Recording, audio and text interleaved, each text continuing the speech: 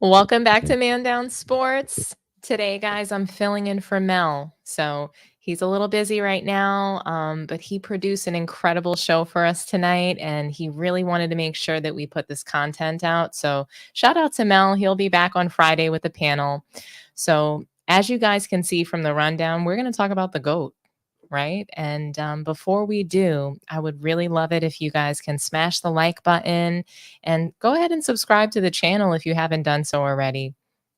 How's everybody doing tonight? Let's see who's in here. I want to give a couple of moments for everybody to just kind of join the stream and jump in the room. Oh boy, there's been so much going on in the sports world lately, especially WNBA. The finals are playing right now, and the Lynx, they're down in the series. A lot of people were expecting, a very competitive series, and they're definitely going to get that. So shout out to Ace of Rage. I see Young Disciple in here, Posh King, Greg Anderson. Shout out to all of you guys. Little A. Welcome in. Happy Wednesday.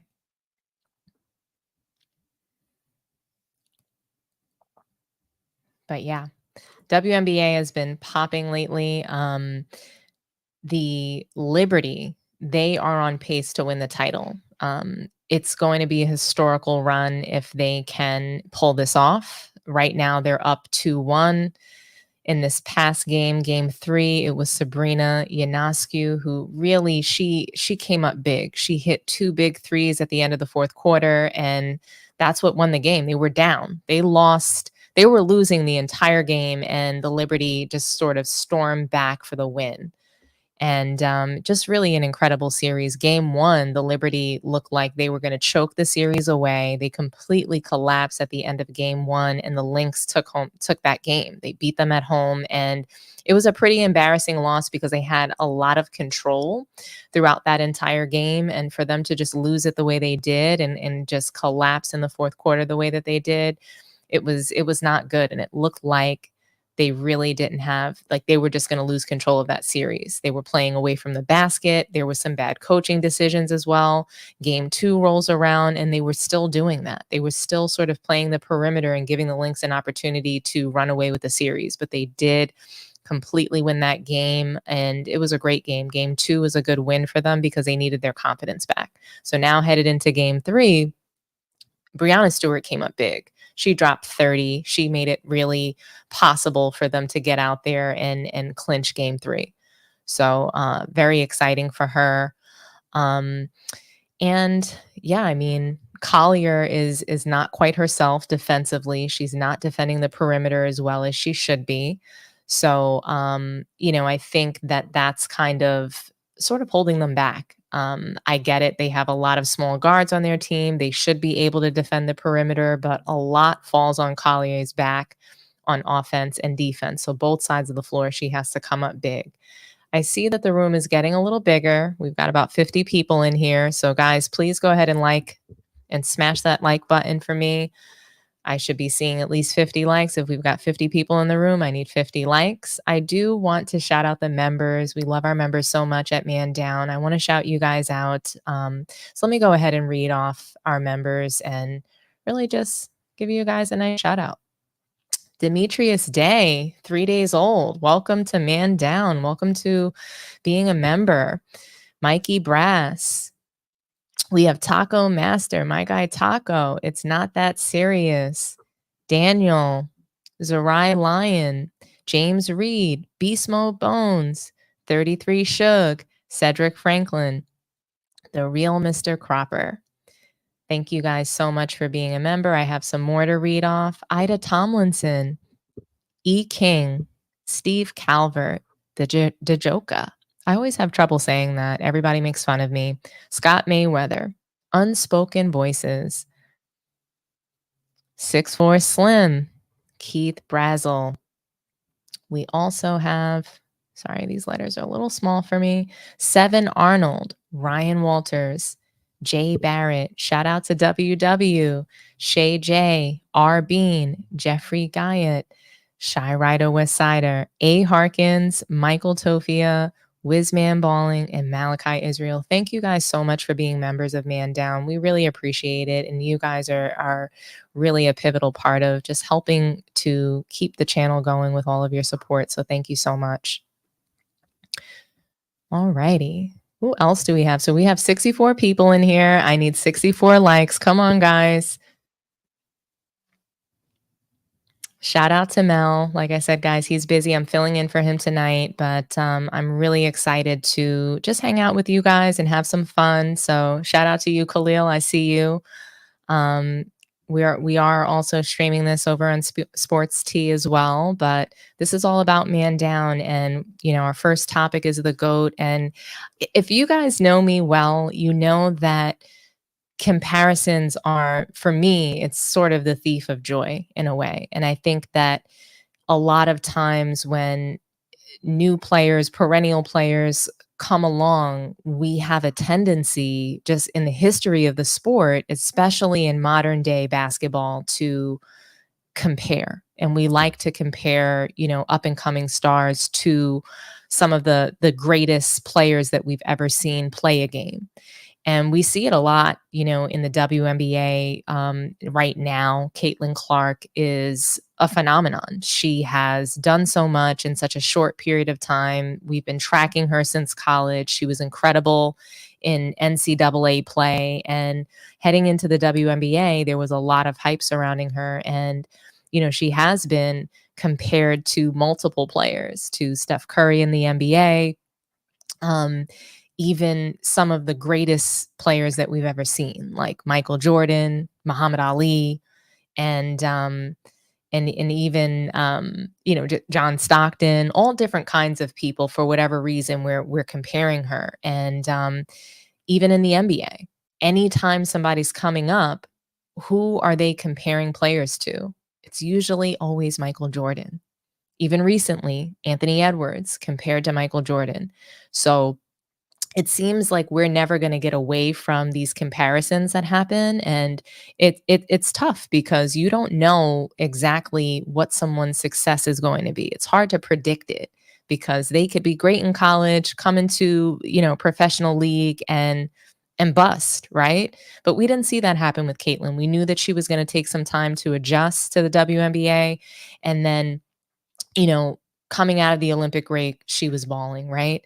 So recently we saw Chris Mullin. He was on It Is What It Is podcast with Cam and Mace. And oh my gosh, it was such an incredible interview. I mean, this man, he's got a lot of flavor. If people think that, Luka's cooking and he's got the flavor and he was born in the wrong skin color, I think Chris Mullin was too, because this guy, we saw him in a way that I've personally never seen him on, It Is What It Is. So they did a great job. They really were vibing with Chris Mullin, and he had a lot of really interesting things to say. And his approach to how he spoke about today's league versus, the past, and how he was comparing it to, his generation, I thought it was spot on personally.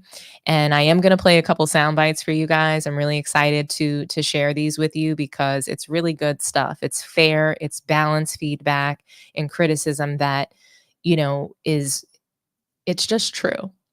So I think one of the biggest things that he mentioned, because Mullin, if you know this, and if you know when the time period that he played, he was drafted with Michael Jordan.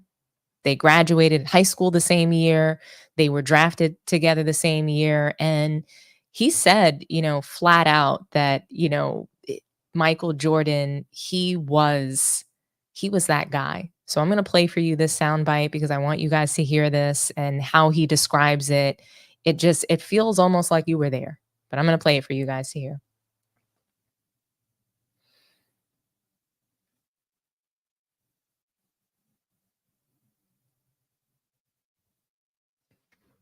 One second.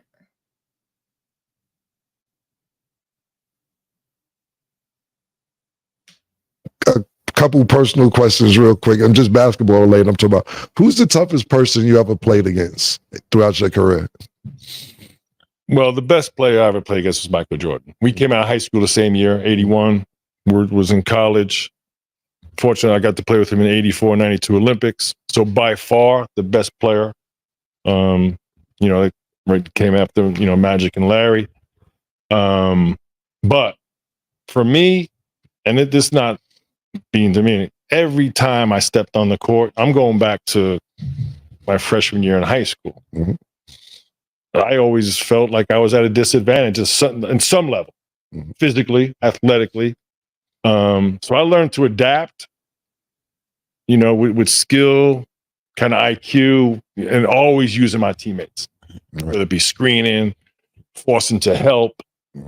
So someone asked me the other day who my three best teammates were. And I said Mitch and Tim and Mark Jackson. Because they all helped my game so much. I said, but damn, it was Scalabria. I was on NBA radio. And I said, but when I was playing 3-on-3, I was relying on my teammates. That's the way I was taught the game, and I had to physically. But Michael, by far, I mean, when I first, people even tell me, like, I spent a few months in New York in the summer bumping on my buddies. And we were hanging out one night, and they going, they were reminiscing. They go, dude, when you came back from the McDonald's game, you said, yo, I just saw the best player I ever saw in my life. Now, I don't remember saying it, but you were talking about Michael Jordan. He said, then when you went to the Pan Am games, you came back, yo, this dude is the best I've ever seen. So, that's kind of comes back, right? When, 30, 40 years later. So by far, Patrick came out that same year. We all got to play. Them Olympic practices was like that.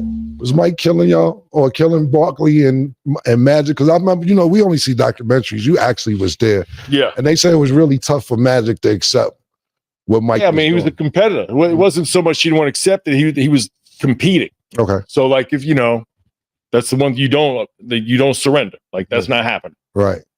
And then Burr was like, it's over. He's like Magic. It's over. But that started to me. I saw it happen. The first time was 84. Okay. And that summer, before the Olympic games in LA, we played eight exhibition games versus NBA select teams. But these select teams was Magic, Bird, Isaiah, Ralph Sampson. All the best guys were coming out. And Michael every night was the best player on the floor. This is before he was drafted. Right. So do you think Isaiah got snubbed off that Olympic team? And why, if so? Yeah, I mean, if you look at that point in time, he was by far, and then historically, top 3 point guard of all time, somewhere like that, right? Yeah. You heard it. I mean, in 1984, Michael Jordan, he was immediately the best player in the league. Before he even got there, he was considered the best. He was the best player on the floor every night. He was killing in exhibition games. And they didn't want to relinquish the throne to him. It wasn't like people just gave up. They didn't just surrender and say, lay down and say, hey, you can score on me. You can just do whatever you want here. It wasn't like that. They wanted to compete against Michael Jordan. They wanted to hold on to being the top dog in the league. Magic Johnson, he wasn't just ready to lay down and surrender his throne. He was the incumbent. And Michael Jordan, he had to work to prove himself in this league.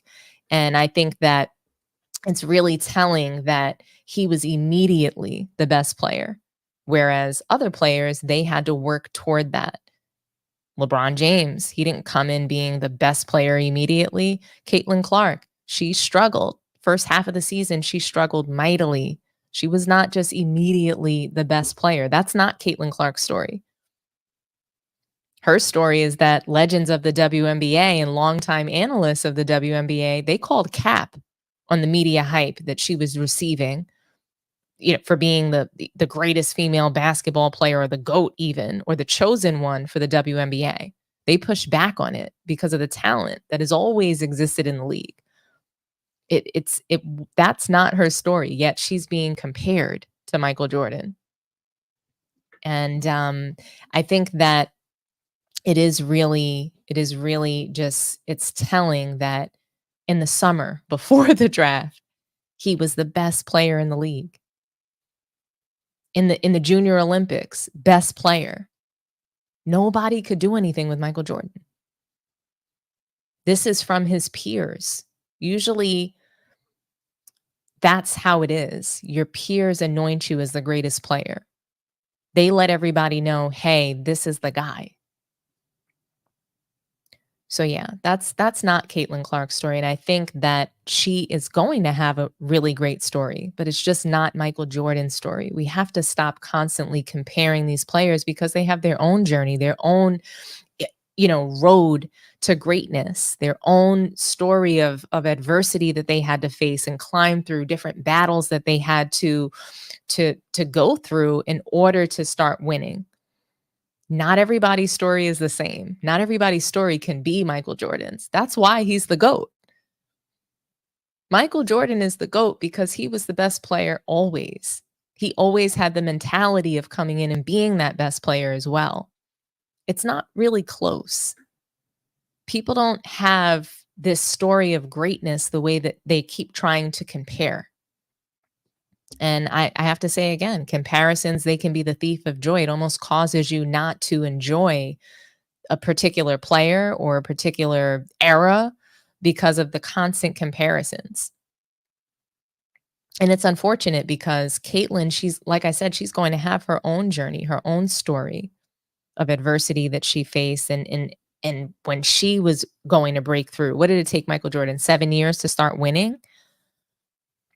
I mean, it's not, you can't just duplicate the success of somebody else.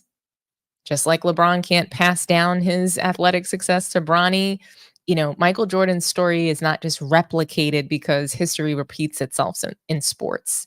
That's not what happens, right? So everybody's got to go through their own journey, their own, kind of story, right? And these narratives they get created by the media and it gets completely out of control. But like I said, in the WNBA, Caitlin Clark, she's been sort of anointed as the chosen one. They pushed back on it. These analysts that have been there analyzing this game, they've pushed back on this idea that she's the best that we've ever seen because talent has existed in the league. They knew that she was going to struggle mightily in the beginning as a pro and that she wouldn't mirror the same success that she had in college, not right away at least, due to the physicality and the fact that there are just so many women in the league that can ball. What Diana Taurasi said, that she won't average 30. She'll need to adjust to this grown woman league, and everyone jumped on her and attacked her. Same thing with Cheryl Swoops. She's a legend in the game. She made number 22 popular. She did. She was the first woman to have a Nike deal that was, a signature shoe. And she said that Caitlin Clark is not the best player that she's ever seen. She called cap. And yeah, she misspoke when she discussed Caitlin Clark's record-breaking college years, but she's admitted that. And look, all in all, Caitlin Clark, she's popular, and she might be the most popular female athlete in basketball that's trending right now. But she's not the best we've ever seen. She's not even currently the best in the league. If you guys saw the first team all WNBA, Caitlin Clark beat out every point guard for that role. She made the first team. And I'm not so mad at that, but I do think that I would have went with Sabrina. I think that was a snub. She's the real Steph Curry. She's the person that can hit clutch threes down the stretch in the fourth quarter. We just saw that tonight. And I'd even argue that potentially Leonie Fibich is Rookie of the Year. But that's just why the MJ comparisons don't apply. Michael Jordan, he was the most marketable player in the NBA because he was the best player. Everything is opposite or backwards for Caitlin Clark. Michael Jordan, he did a bunch of things to be considered the best player in the league. Yeah, he won Rookie of the Year and he got all of the accolades, right? But he won the dunk contest. He had to participate in that. Whereas players, they remove those things so that they don't look bad. He leaned into them. He wanted to compete. He never ducked the fade. Caitlin Clark, she ducked the fade for the 3-point contest. She made an excuse that she never shot off a rack before. Where there's a ball, you need to be able to pick it up and shoot that 3. That's what you're known for. How dare you not compete in the 3-point competition? And the media is sitting here comparing her to Michael Jordan. I'm not mad at Caitlin Clark. I think she's a great player. Like I said, I think she's going to have her own journey and her own story that's going to be just as incredible as, many other players. I think they did a documentary on her recently, her and 2 other players. She is going to have her own story, but they have to remove things out of her purview. She has to duck certain competition just so that she can be considered the greatest. In order for her to keep that title of, she's the best player in the league right now, she has to not compete in the 3-point competition just in case, okay, hey, she's not shooting well tonight. They don't want her to be embarrassed. What if Michael Jordan didn't win the dunk competition? What if he was out there missing several dunks? What if that happened? I mean, he did it twice.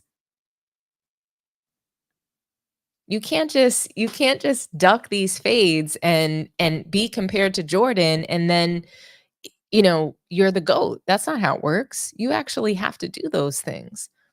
You have to compete at every level, and he has always done that. Michael Jordan came in as a competitor. He came in just killing in everything that he did. And I know he did the 3-point contest and he didn't do that well, but at least he competed. Okay? He never ducked the fade. His heart never pumped Kool-Aid. So, I think that a lot of people, they want to try to relate to Caitlin Clark. They want to compare her to some of the greatest athletes that ever lived. I mean, Stephen A., he's compared Caitlin Clark to not just Michael Jordan, but he even said how they needed to change the rules for Michael Jordan based on the physicality. And that's what they need to do for Caitlin Clark as well. And I thought that was a huge miss on Stephen A.'s part, because Michael Jordan was Michael Jordan before the rule changes. And I don't feel that they changed all these rules for him. They just decided that, hey, we were going to play basketball and not rugby or football. They decided that, hey, when a guy's in midair, we're not just going to pull him down to the floor and injure him.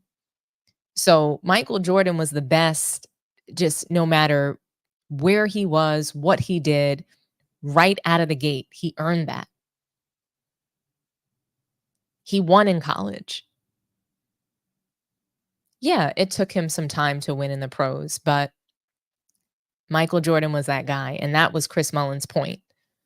Chris Mullin, he did go on to even talk about load management, and he talked about just the difference between today and past generations and how they treated it. It was a badge of honor for them to get out there on the floor. So I'm going to play that soundbite for you. No.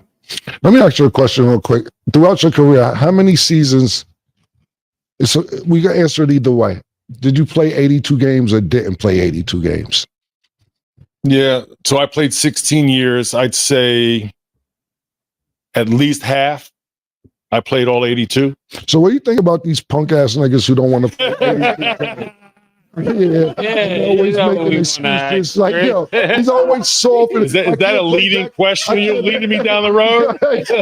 I can't play 82. Like, it's a stat to play 82 games. And it's ridiculous because we're older. We're old enough to see. We was younger when you was playing, but we still was playing. Mace was playing organized basketball since we were 7, 8 years old. So when we sit here and see these talking about, I don't know if I could play a back-to-back game. It's messed up in my back and this, that, and the third. And I agree with you that you need to be healthy for the playoffs. But my thing is this, it's all this technology, it's all this advanced medicine, it's all these ways to preserve your body to play longer. And y'all didn't even have that back then.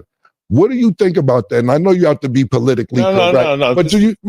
I was already told no filter. Yeah. What do you think about this? First of all, I was reacting to Stat Baby's statement. Okay. That, he's injured or whatever. So if a guy's injured, you can't play, right? Right. But I do think load management is overused. You know what I mean?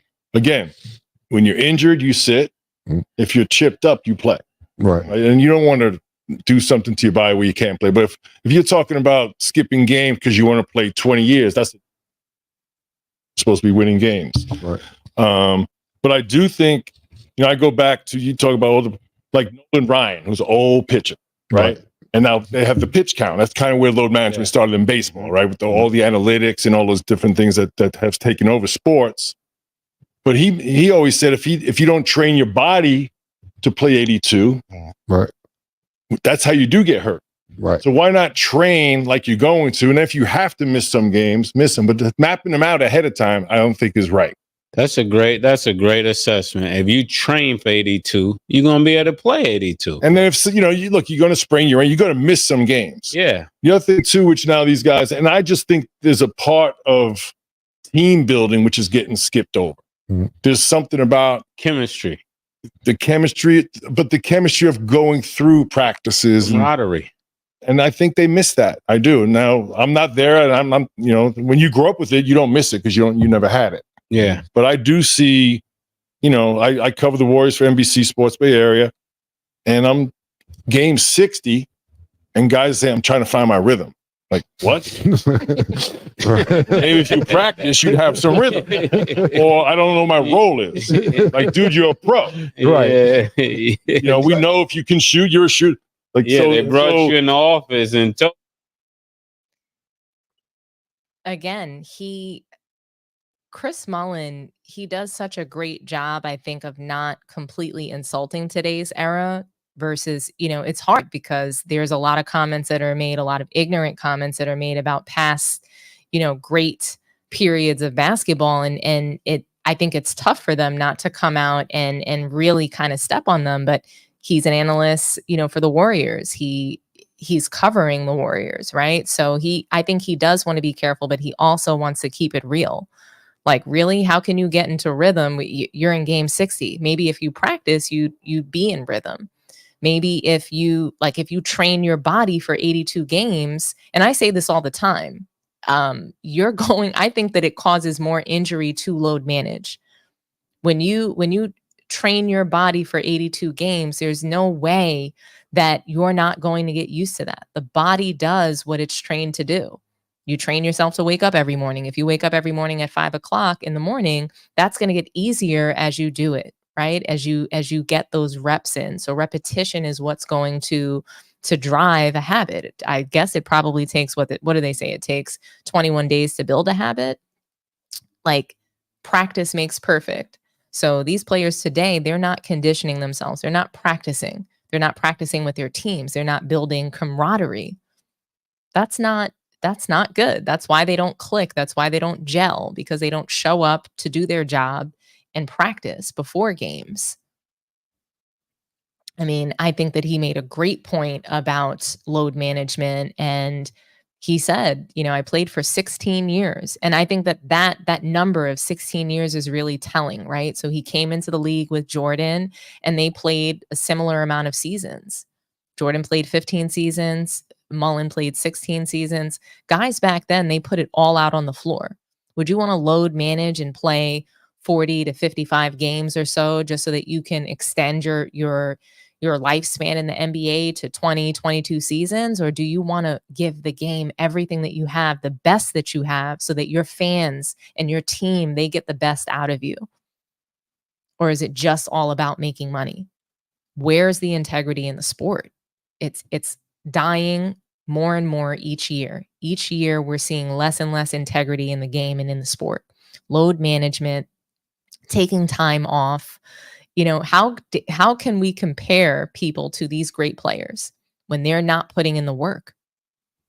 They're just not. They're not putting in the work. And I think that, the comparisons, again, I'm going to say it again, it's a thief of joy. Real quick, guys, we are going to just play our little Underdog ad. So let me get that going for you guys. But, Chris Mullin is right. Michael Jordan is the GOAT. He's that guy from the very start. And we have to stop comparing people like Anthony Edwards and Caitlin Clark.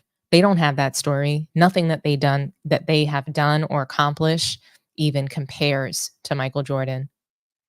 Underdog Fantasy is the best place to play fantasy sports. I want to tell you about the easiest way to get in on some NBA action with Underdog Fantasy and their pick'em game. Just find your favorite player, or any player for that matter, pick higher or lower on that player's stats, and you can win up to 20 times your money in one night. Pick between 2 or 5 players to fill your pick'em entry. Get every pick right, and you can net yourself some serious cash. Use the promo code ManDownSports and get up to $1,000 in bonus cash. Plus, now that it's football season, you can follow Man Down Sports as we reveal our favorite picks from week to week. Like I said before, pick your favorite player, pick higher or lower, choose your dollar amount, and win some money. It's just that easy. Make picks, win money. We also want to thank Underdog Fantasy for partnering with us, and we want to thank you for helping the channel out by using Man Down Sports on Underdog Fantasy. So yeah, guys, I thought that interview with Chris Mullin, I thought it was really amazing. Mason Cam, they did a great job. And I know a lot of people, sometimes they don't take them seriously in the sports podcast world, but I do think they're doing a great job. I think they're showing up really well on camera, and they asked some tough questions. Cam made it a point to, ask Chris some tough questions. And I thought that they were good questions. He asked him about Isaiah Thomas. With the way that he even asked about load management was straight to the point. Yeah, it was a leading question, but Chris enjoyed that, I think. And, just overall, really solid interview. I do want to hear from you guys. I want to know what you think about Michael Jordan being compared to Caitlin Clark and other players. And just, I want to have some dialogue around this. So what do you guys think? Let me go ahead and put the phone number up, and you guys can call in when you're ready. But yeah, I mean, I'll also read some comments while I'm waiting for some phone calls. Let's see. Shout out to Ticket. I see you in here. I'll also read the super chats. Ticket, thanks for joining us tonight. So from It's Not That Serious, you're currently my favorite channel that I'm subscribed to. I love most of your takes. Please don't change. You're so talented and real that folks will reach out to you to give you an offer you can't refuse. That's so funny. One moment. Caller from Ohio. Talk to me nice. Hey, how you doing? I'm doing so well. Who is this? What's your name? This is John. Hi, John. Nice to hear from you. So what do you think about the Mason Cam interview with Chris Mullin? I mean, I've always thought Michael Jordan was the GOAT. And like you said, I watch you guys on Friday too a lot. And first of all, I want to say I like a lot of your takes. I mean, I'm a big fan. And I know it's all in fun, but you give them a run for their money, and I don't think sometimes they expect a female to be able to come off as sharp as you do. So I want to just give you your props right off. But I think Jordan's the GOAT. But I remember you were talking with one of the guys on your panel about Wilt too. And what I did was I went in, I've heard a lot about Wilt, seen a little bit. So let me go on YouTube and pull up some of Wilt. And a lot of the stuff that people try to downplay Wilt about, I don't think they've actually watched the film on him, because I watched a lot of it today. And one of the things I discovered from his colleagues, like they had Oscar, they had like Jerry West, people just giving him all this praise, not like what you hear some other people say. But they said 60% of his shots were fadeaways. Wilt Chamberlain? Yes. 60% of the shots that he took. Go on YouTube. It's a couple of them. I believe you. I believe you. I think Wilt Chamberlain was excellent. Yeah, and I'm saying I'm trying to think of, because I went to a couple of them. I didn't have a whole bunch of time, but I think I spent like 20 minutes on it. And then I used to hear he was playing against all the guys with 5'9", and I'm thinking, was they? And then I looked at, a lot of people actually don't do their homework on Wilt. I think Jordan's the GOAT, but I think I think you got to put Wilt in there. When they talk about your top five, Wilt's got to be in there next to Jordan. And I didn't like I said, because I watched your show Friday, and I like your take on it. What you were saying, about how many teams was in the league and how tough it was versus now, because it is more teams and it's more watered down.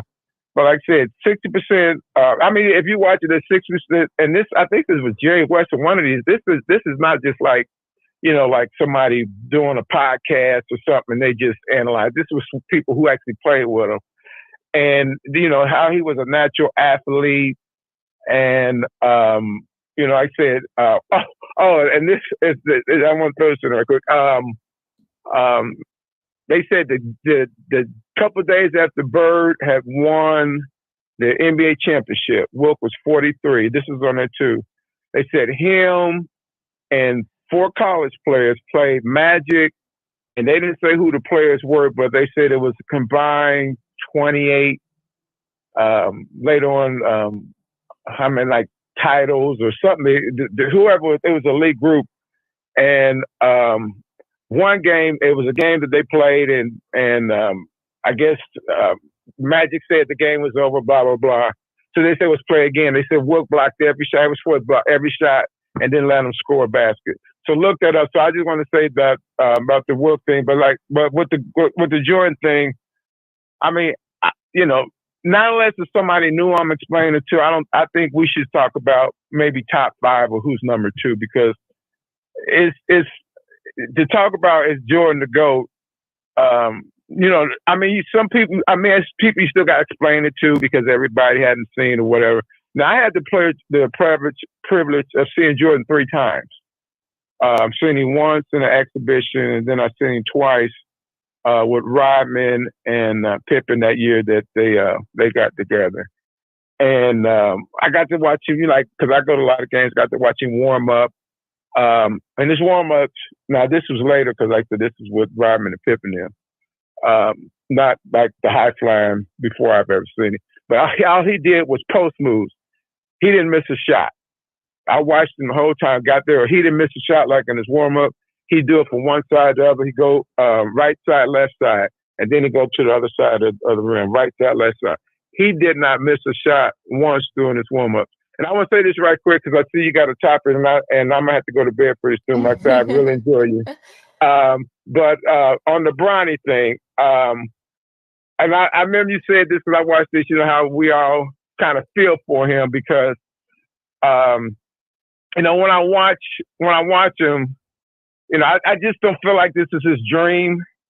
I feel like it's something, it's kind of like something, well, if I can do it, let me do it, because it's something that's elite, but it's not something that, it's not something. And another call said this too. He was trying to make a point for him, but it kind of went against it, because he was talking about that guy who came in and played that game that scored more. And he said, well, Bronny ain't hungry. Well, that's if you're not hungry, that ain't your thing. If you're not hungry for something, how is that your thing? Because he compared, the game I'm talking about, where the other guy who don't have a contract came in and scored I guess 11 points or whatever. And it was a conversation. It was last Friday where the guy was a DC Slim but and during the conversation, he was saying the other guy was more hungry than him. And that just shows that that's not your dream. And yeah, that was the call with Ticket. Ticket was talking to DC Slim. Yeah. And if you're not hungry, then that's not your dream. And I remember a story, and this is before my time, and you don't look that old, so I'm sure you probably don't know about this. But I know you've heard of Joe Frazier, or Joe Frazier's son, Marcus Frazier, was a boxer. He got all the way to the championship fight. And after that fight, he said that wasn't his dream. And he got all the way to the championship. And he said, I never really wanted to be a boxer. But he followed what his dad wanted to do. Look that up. And this is not something, this is coming out of his mouth. He said he never wanted to be a boxer. Now he got all the way to he was legitimate, boxer, winning all these fights. Like I said, it was a little before my time, but I was told about that story. And I forgot who he faced. He lost in the finals. I think it was by decision, whatever, but never wanted to be that. But he was doing it because his dad wanted him to do it.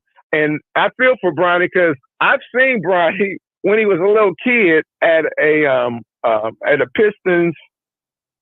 It was Heat game because I went to see the Big Three the first year they got together because I said, well, they might break them up, if they don't do good. So I went to, it was in Detroit. And so it would have been the first year. So I don't know how Bronny, I guess he'd been like 8 or something. And him and Bryce, they after the game, because of my job, I can get, I'm down there on the floor.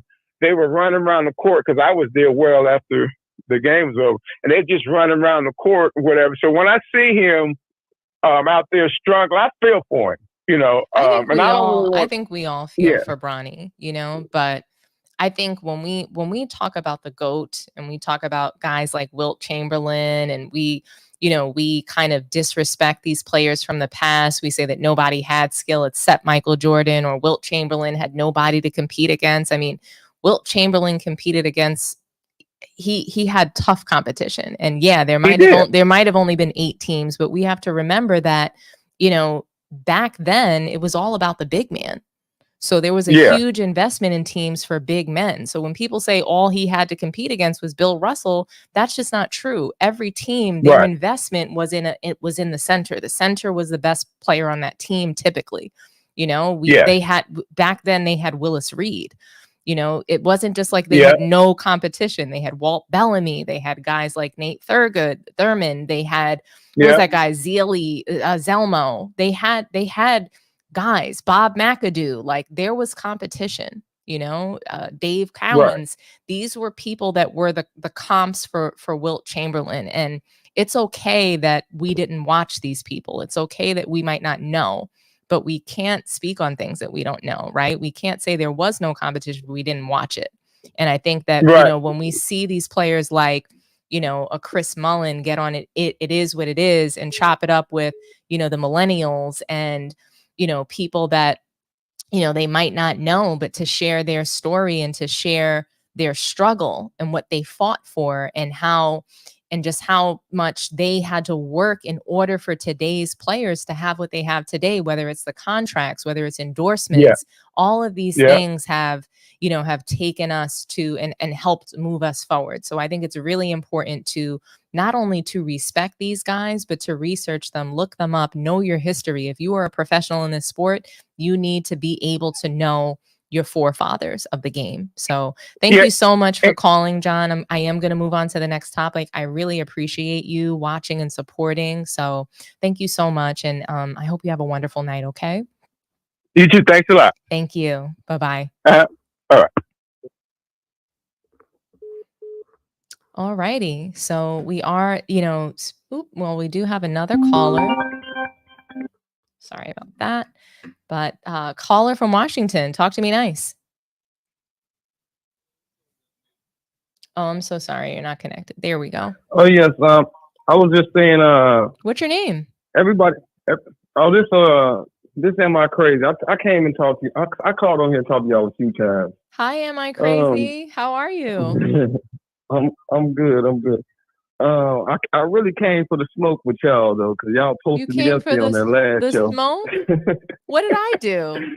Tell me. Tell me what I did. Not you. I'm saying you're looking for Mel. Are you looking for Mel and he's on the run from you tonight? No. Just listen for a hot second. Okay. Y'all supposed to be out there while y'all cook me or something. Well, he said you cooked me or whatever. But that was my 6th time on there. But y'all posted me once, so he didn't want to post the other 5 times I cooked him. But it's cool though. I'm calling to talk to you about the situation. Can I tell you something though about that? I do think I think it's an honor to get cooked by Mel. It's okay. I know, it's cool. I'm making videos coming back at y'all head. It's all good. Okay. I'm still gonna say what's up. All right, talk to me nice. What's going on? What do you think about what do you think about the GOAT being talked about by Chris Mullin and just the story that he shared? See, Chris Mullin, old school. He know what's up. See, that was the whole thing I have wrong with the post because it said LeBron fan. See, I'm actually a Michael Jordan fan.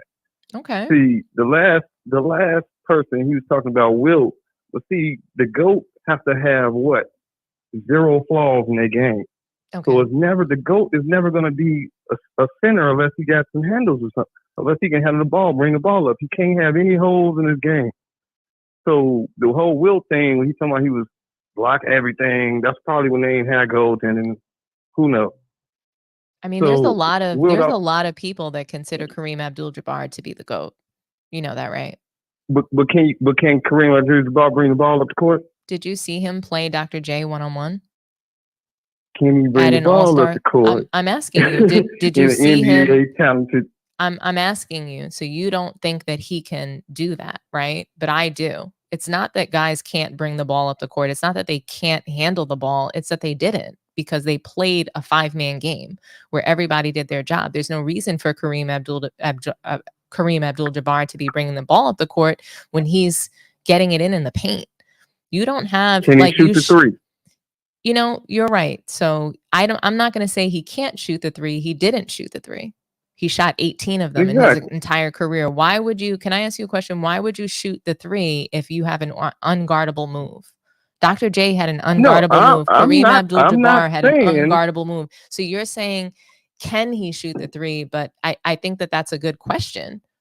But we don't know. We don't know that he can't. That's the thing. You're not saying he can't shoot the three because you never saw him, and we don't really know. We don't know that he can't shoot threes. We know that he didn't shoot them, and it's because he didn't have to. Why shoot a three when you're the highest scorer, and you have an unguardable move, a sky hook that nobody can duplicate and nobody can guard? I get what you're saying. I'm saying, as far as talent, the GOAT have to have no flaws as far as talent-wise is concerned. I've seen Manute Bol, who was 7'5", 7'7". He had a game in the NBA. I've seen him hit 7 threes. That was back in the 90s or something? Mm-hmm. I'm just saying, the GOAT have to have no flaws. That's why MJ is the GOAT. When MJ was the GOAT before he got in the NBA. Exactly. That's exactly what Chris Mullin was saying, that he was the GOAT before he even got there. He was the best prior to entering the league. So I'm extremely it's just when you see people saying things like this 30, 40 years later, I mean, how can we deny that? Because they didn't see Jordan play. It's like one of those things where you had to be there. Jordan is one of those, you had to be there to witness it. Like if they actually saw Jordan play and didn't watch a highlight, they would actually see that there's no way that people that they think like LeBron and even Kobe could be Jordan. And it's just too different. You see, I'm 40 some years old, so I seen Jordan play. I saw Kobe play. I seen LeBron play. Still watching LeBron play. Think LeBron my age, maybe. Who knows? Who really knows his age? I don't know. We thought he was 30 when he came in the league. Him and Greg Oden. But anyway, when you talk about the whole Caitlin what Clark Mel did thing, to you? Is that what happened? What? He made you rabbit stew? He made me what? Rabbit stew? Rabbit stew? Yeah. Are you looking at the screen? I don't know what you're talking about. What's screen? What's screen? I don't know. I don't know what you're talking about, man. I come with my facts, man. Y'all know. Every time y'all try to come at me, I always chop y'all down. You know what I'm saying? I be getting y'all the little Mortal Kombat moves with a little bit of the Street Fighter. The little I'm getting all that. You think so? Come on, that was funny. Every time. I would challenge any of y'all to debate in basketball. Well, you probably can beat me with the girls' basketball. Well, we're just vibing. You know, we're just vibing. Everybody in the comments is saying you got cooked, kind of like Chucky. I got what? You got cooked. That's what I heard. No, how I get cooked? Because it doesn't make sense. the conversation was he was trying to say I was a LeBron fan because he was trying to explain to me how Dwayne Wade was better than LeBron. It just doesn't make sense. So why not? It doesn't make sense. Why? Why doesn't it make sense? It doesn't make sense in his terms because he said, "Oh well, I have LeBron higher on my list than D Wade, but I feel like D Wade's a better player." Okay, I've done that a couple of times. Okay, but you got LeBron James like 15 to 18 players ahead of D Wade, then your conversation can't make sense now. So here's the thing: when someone can do more on the floor, why wouldn't they be considered a better player? Just because someone, so like LeBron has played longer, right? That's I think Mel's giving him credit for that, right? For playing longer and for winning more. So he won more. He's accomplished more. He has more MVPs. Who won more? So LeBron has 4 titles and D Wade has 3. I was saying that. I was saying LeBron was a better player than D Wade. He was trying to tell me D Wade was better than LeBron. Well, I agree. It doesn't make sense. I agree. I think I was one of the first people to say that, and it's because of how they play. If he says more skilled, maybe. Yeah, but that's part of what makes him a better player. So we're talking about him being a better player, not having a greater resume. So there's resume, right? And then there's skill in what you're able to do. And so Dwayne Wade could shoot better than LeBron, and he played better. He was a dog. I don't consider LeBron a mid range. I mean, not he shot everything better than LeBron. He knocked down threes when he needed to knock them down. He could knock them down in the clutch, in the finals. I like D Wade. Trust me. I don't want to diss D Wade's game. He's just not better than LeBron. I don't think it's a diss to say that he's not better than LeBron, and I think it's okay to have, to be saying, "Hey, LeBron's a better player." We don't agree, and that's okay. Okay, well, how do I justify putting LeBron James like 5th, like 10th on his list? And then he got D Wade like just so you know, on his list. It doesn't make any sense. If you believe that D Wade's better than LeBron. I'm less generous than Mel. So I think Mel might have LeBron either ranked at 10 or right outside. I barely have LeBron in top 15. That's because y'all got players y'all never even seen hoop ever in y'all life. That's just because it's because I think players like Dwayne Wade are better. I think players like Kevin Garnett are better. So I have them ranked higher. Kevin Garnett, cool. I have Tim Duncan ranked higher. I have Hakeem Olajuwon. I watched Hakeem. I watched Michael Jordan. So I watched 90s basketball. And yes, I have past players like Wilt Chamberlain, Kareem Abdul-Jabbar. Yes, I do have some players that I've never actually seen. I've watched some of the footage that was available, but I do have them ranked higher. What they had to go through, who they had to play through, the conditions they had to play under, what they were able to accomplish just from a player activist standpoint that translated to the floor. We're going to talk about Oscar Robertson later in the show, but he's done a lot that people don't think about, that people don't realize. So I am going to move on to the next topic and talk about Caitlin Clark. We're going to dig into more of these comparisons, and we're going to talk about, we're going to get into it. We're going to get into some more stuff. So you're going to hear more about players that you've never seen play the game. And it's because it's necessary. We have to shine a light on that in order to let people know that, greatness existed before what you're seeing today. Just because you didn't witness something, it doesn't mean that it didn't exist. Right. Well, enjoy the rest of the show. Just let them know anytime they want to get cooked, I'll be back, man.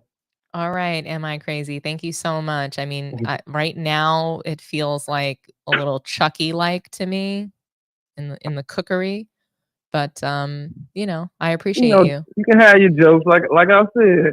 I'm making some video of y'all right now, and y'all gonna come looking for me. Y'all gonna be like, well, yeah, I'm gonna have jokes all week. Well, listen, I So really just hit the link. appreciate your call, and I'm okay with you thinking that LeBron is better than D Wade. You're good in my hood, be nice, okay? Be nice. Y'all have a good one, man. All right. And I'll Thank be there you so Friday. much for calling in. Yes, join us on Friday. Can't wait to see you in the room, okay? Talking trash. All righty. Good night. All right, guys. So we are gonna move on to the next topic. Like I said, there's a lot to unpack here. Okay. Everyone they have these comparisons. We want to try to compare Caitlin Clark to Michael Jordan. Stephen A. Smith has compared not only Jordan, but even Muhammad Ali and players like, just all these great players get compared to Caitlin Clark. And not only do they get compared to her, but we also have to, instead of talking about the WNBA finals, or instead of talking about Asia Wilson being the unanimous MVP, we have to be congratulating Caitlin Clark at every turn. And if you don't, you're going to be attacked by the media, or, players in the league are going to be called jealous, and they're going to be attacked constantly. Duncan, she's an analyst on ESPN. She's done some guest appearances on First Take, and, it's gotten pretty spicy. She's delivered some super hot takes about Caitlin Clark, but she has been one of the most balanced analyst, I think, on ESPN, really just kind of trying to sort of just level the playing field. And she really takes a good hard look at what's actually happening, not just the false narratives that ESPN wants to perpetuate, that Stephen A. Smith and Shannon Sharp want to perpetuate. She's done a really, really great job of just really dissecting the environment in the WNBA, what's happening currently with Caitlin Clark and the other players in the league. And she had some interesting things to say on Bronny James's podcast. So I do want to play some of those sound bites for you guys. So yeah, let's hear the first one. She says some really interesting things. One moment. No. Let me ask you a question. More plentiful. I am a firm believer, though, Bo, that like the bad faith characters that were sort of like, I'm only here for Caitlin, I'm only here. So much of that nasty rhetoric has toned down since the Fever got bounced from the postseason. And I don't think it's because necessarily people aren't watching. Like, we're still setting huge ratings increases, record ratings, despite it not being any Fever games involved. Obviously, her games saw exponentially more growth and more viewership, but we're still over-indexing anything that we had done in previous years. So I've seen a lot of that calm down, and it's kind of become what it could be, which is, the discourse being around basketball and reminding people about the great legacy of the Lynx or some of these amazing stories. But yeah, it is a bit of a be careful what you wish for, right? Like, you want for the W to sort of be a part of the hot take economy, because that means that people are talking about it. There's bad takes in every sport, right? And so, like, when you're talking about equality, I suppose that's what it means, right? Like, if you want for the platform to grow. But to me, the frustrating part has been, instead of hot takes that are like, Breanna Stewart's never going to win another championship, or, Nafisa Collier's better than Maya Moore. Like, instead of those kinds of hot takes, the hot takes solely and explicitly surround all of these Black women versus Caitlin Clark. And like, that's what's frustrating to me, is that the people that have the platforms think that they're doing the W a service simply by just talking about it, as opposed to understanding that if you don't have the bandwidth to talk about it, please stop globbing onto that one narrative, which is they need to show her more adoration, adulation, and love. And I understand that I'm coming from a place of being a Black woman who has my whole life had other people try to validate any successes that I've had. And like, that is probably why it pisses me off more than anything, because I understand that Black women are always overlooked, and no matter what they end up doing, they had to work twice as hard for half as less. And then to have someone come in who has been amazing for the game, for the sport, of her own volition, worked really hard in Caitlin Clark, but to have this group of people come in and immediately invalidate the contributions of all of these women before her simply because they don't know, That's what's been frustrating, you know? So yes, people are going to talk about it more, but oh my God, please just educate yourself so that you can have bad takes that involve basketball and not bad takes that send racism and misogyny into the timelines of these women. It's unfair. So the timeline part.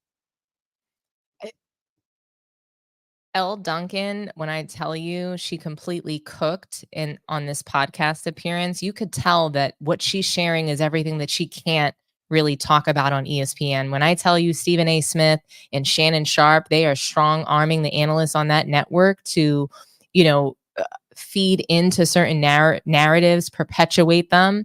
I mean, we call Stephen A. snitch.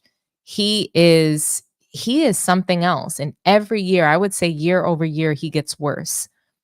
If there's a narrative that he needs to push, if that's going to put more money in his pocket, if that's going to line the pockets of his bosses, so he likes to say, then that's what he's going to do.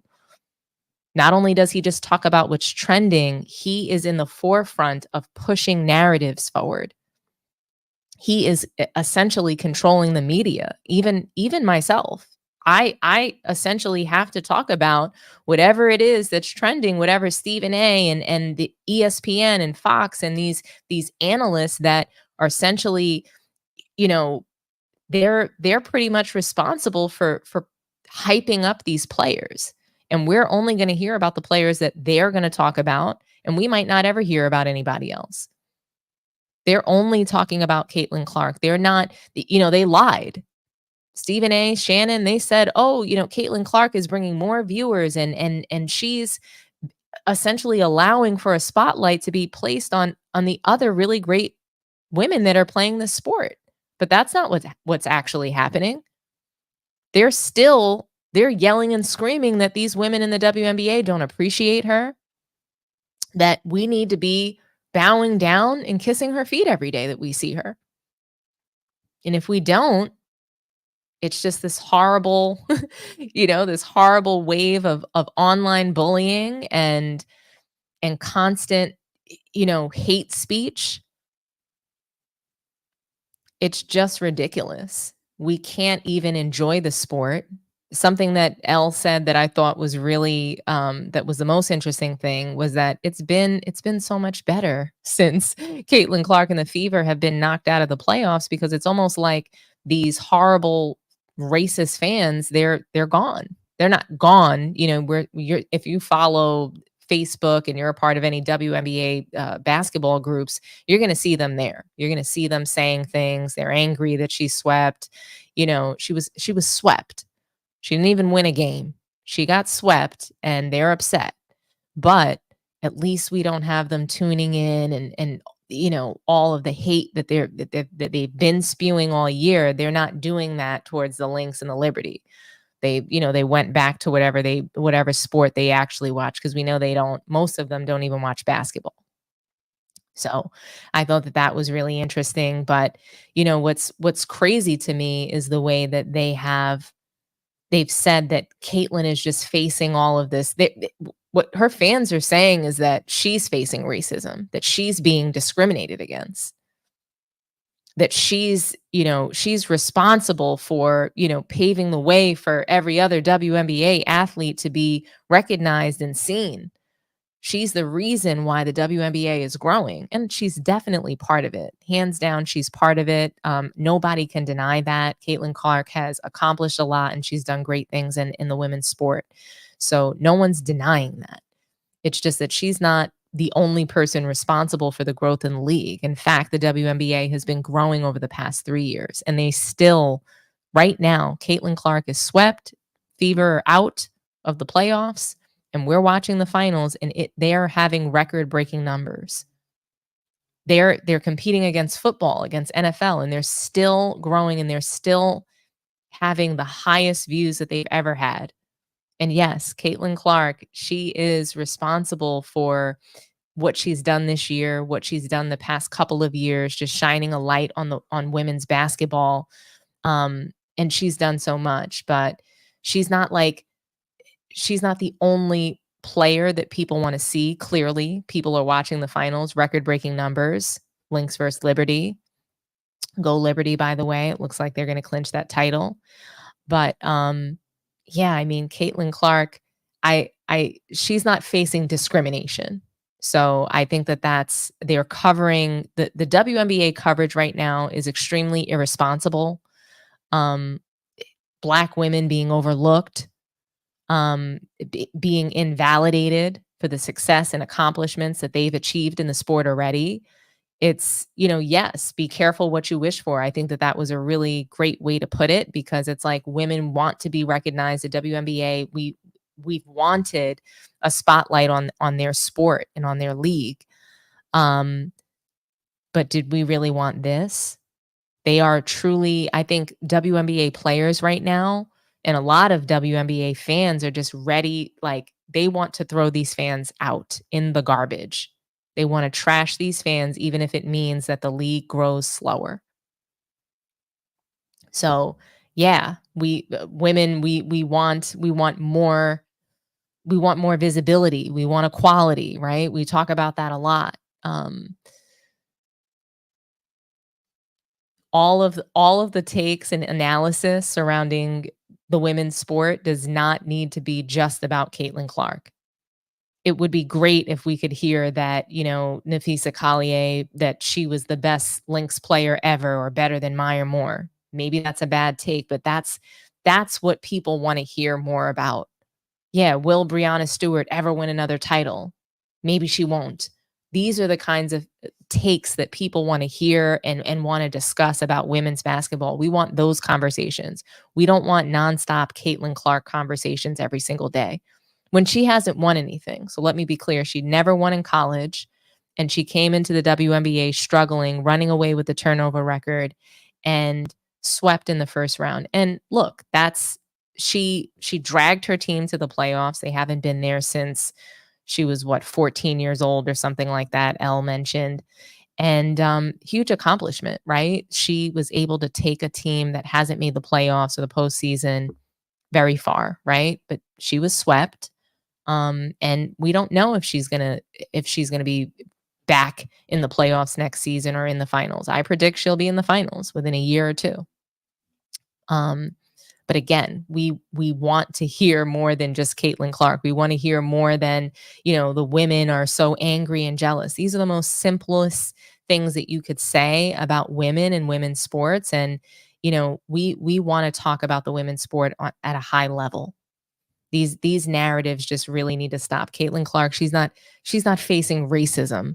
She's not being discriminated against. She has the highest contract in the league. She has some of the most privilege in the league. She got, what did she get? She got private chartered flights for her team, and it was just a domino effect, and other teams started to get it as well. She's accomplished a lot, and it doesn't feel like discrimination is what's happening to her. And I think that's I think it's a disgusting narrative, a false narrative, right? And I think that people, it's almost like they're tone deaf.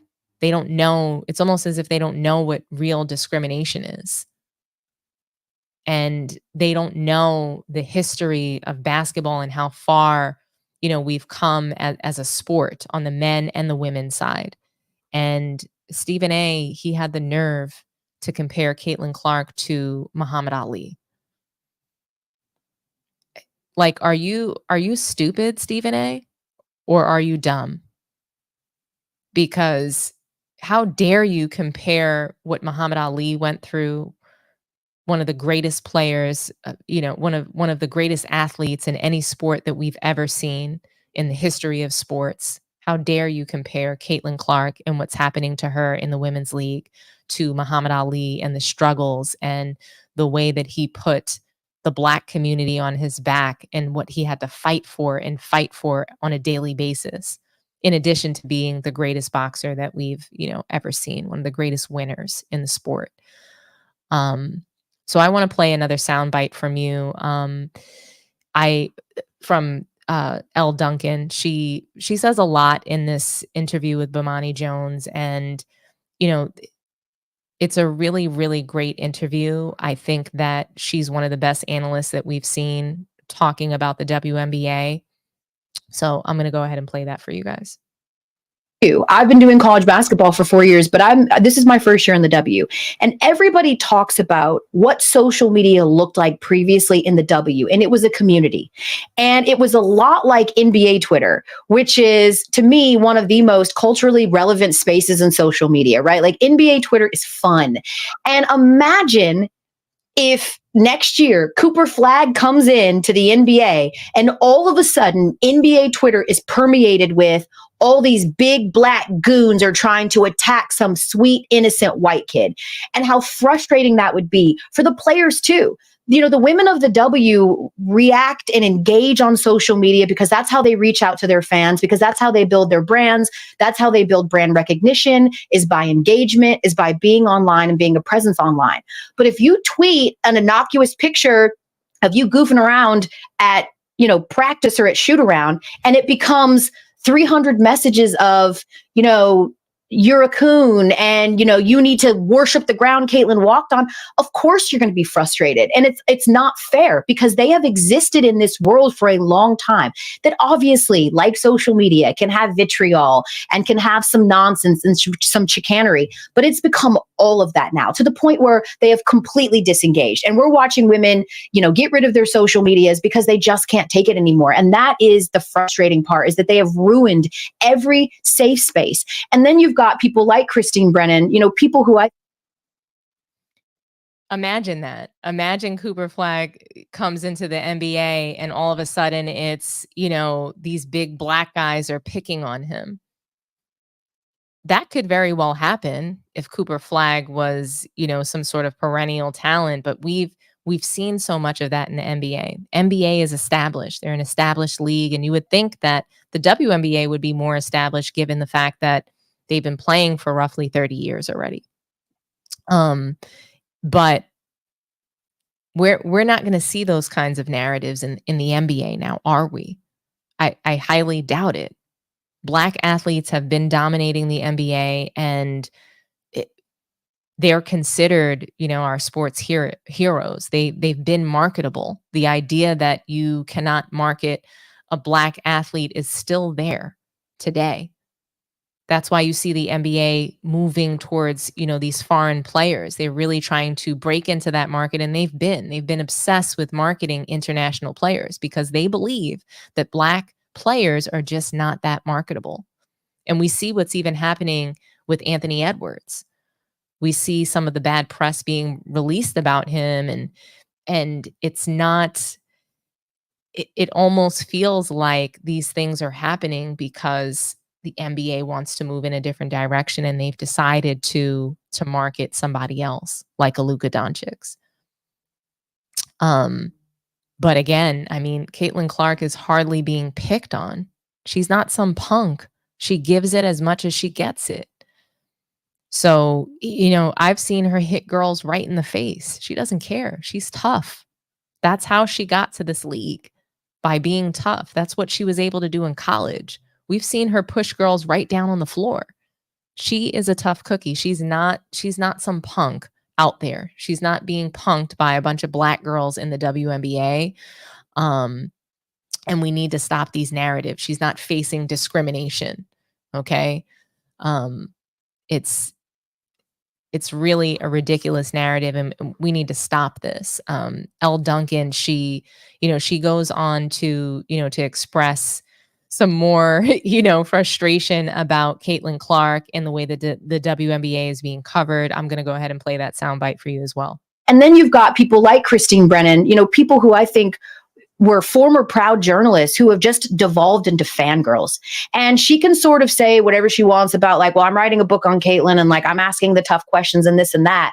But to watch the fangirling, like, we love sports. I definitely have athletes that I'm fans of, but, like, for that to impact how I approach my comments on a game or how I dissect a game or my analysis of a game is just weird to me. And we're watching it happen with all of these journos who aren't journalists anymore.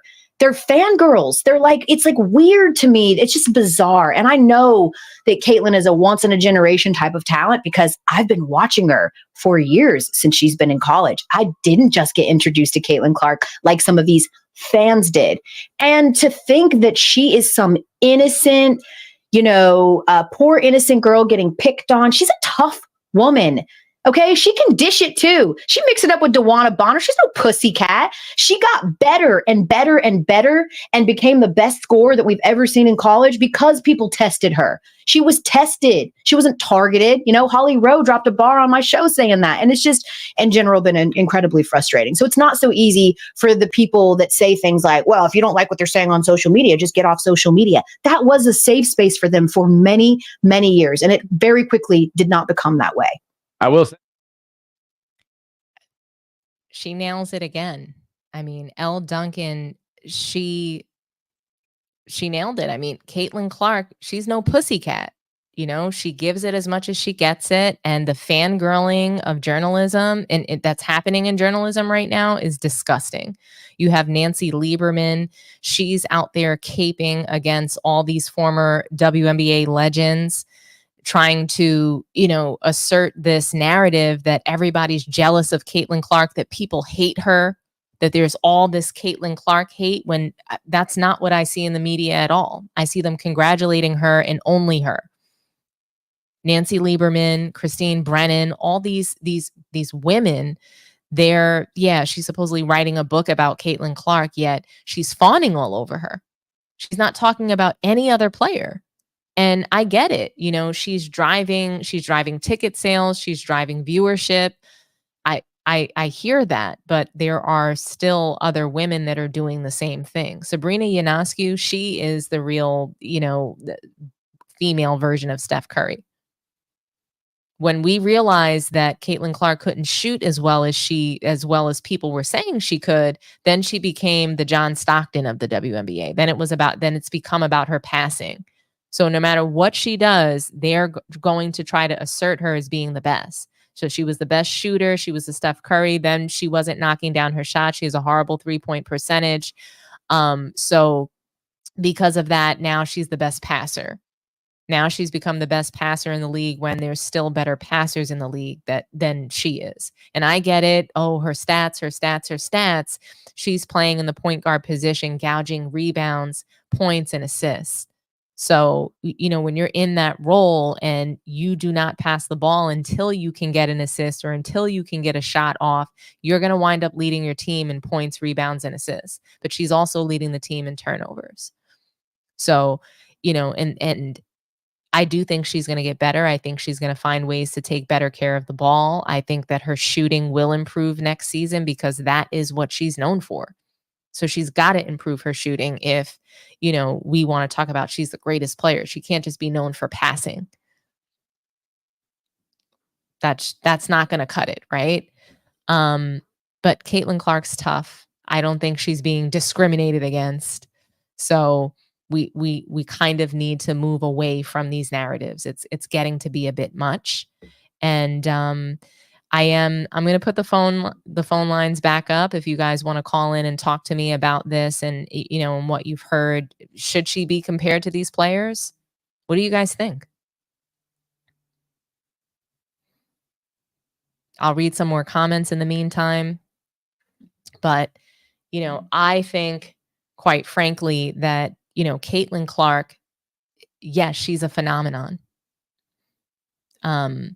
Yes, she has accomplished a lot, but when we overhype her, there's going to be people that want to prove that she's not the best. Hey, T-Bert, talk to me nice. Hey, what's up, Dom? I see you over here cooking as usual, doing your thing. You on fire. Thank you so much. What do you think about Caitlin Clark being compared to, some of the greatest players that we've ever seen across both men and women's sports? So I heard you talking about Stephen A. and what he said, right? Mm-hmm. See, I didn't even hear him say it because, number one, I don't watch ESPN, I don't watch SportsCenter, I don't watch his podcast because they want to brainwash you with their narratives, right? So I don't watch them. What I do is I watch the games and form my own opinions, right? Right. And some of those legends that he's referring to, I don't know the text or the manner that he was talking about, Real quick, let me say this real quick. Shout out to Man Down Sports. What's going on? Thanks. I appreciate the shout out. Yes. But if he's comparing Caitlin Clark to the legends, the icons from back in the day, the Muhammad Ali, the Michael Jordan, Stephen A is out of his GD mind. It's just that simple, right? But here's what I called about, right? I'm a real WNBA fan. I love it. Blood in, blood out, right? And I hate, and I'm not talking about your show or Mel's show, because I love y'all show and I support the hell out of y'all show. I'm not talking about y'all show. I'm talking about the big media, the ESPN, Sports Center, and everybody else. Why are we talking about Caitlin Clark when there is a phenomenal finals going on? First of all, it was a great playoff. And the finals, this is just epic. We are living in history in the making. And where's the coverage?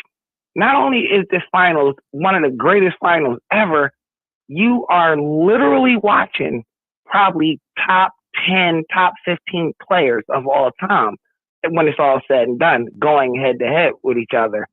And I think that they, like all the media, that WNBA is finally getting the light they deserve, but they need to funnel that light in the correct way. They need to be big up in all these girls. There's so many great athletes. And I'm going to tell you what the real debate is, right? Mm-hmm. Here should be the real conversation. Which sport is better to watch? The W or the NBA? And hands down, the WNBA is way better than the NBA. Like, I tell some kids that I coach, if you want to learn how to play real team-oriented basketball in its purest form, watch those women. They do everything technically correct, right?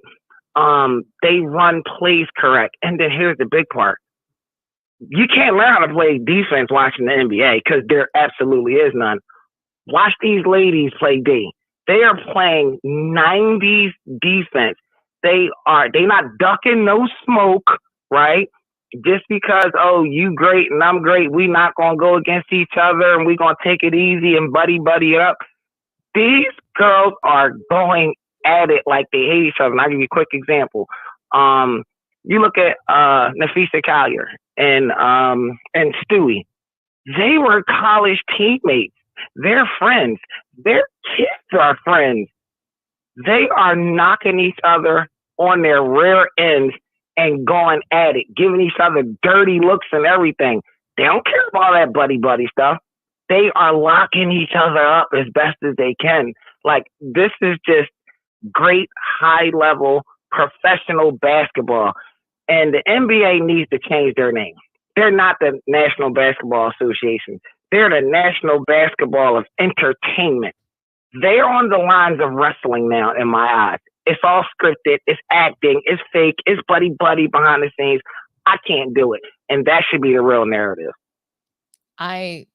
T-Bert, you mic drop. Like, I don't even know what to say other than mic drop. You did, like, wow. That was amazing. It's true. Thanks, Dom. You nailed it. Appreciate it. Like, I don't really have, I have no, I have really no, yeah, I'm speechless. You killed it. I appreciate it. Let me say one last thing about history, right? Yes. This is what we missed out. This is what we miss as human beings. You know how, like, when you get older and you say, back 10 years ago, this was the best time I ever had in my life, or this is the funniest thing I ever did 10 years ago.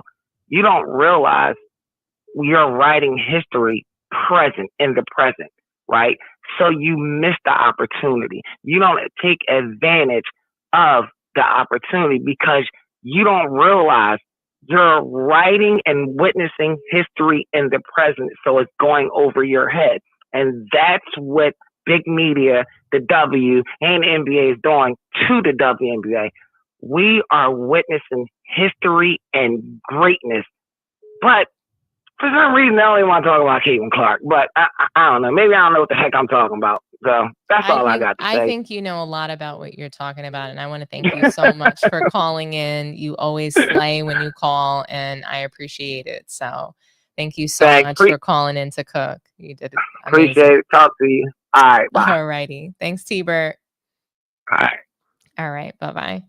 While we're waiting for some other call-ins, what we'll do is we'll read some comments. Looks like we have another caller from Ontario. Caller from Ontario, talk to me nice.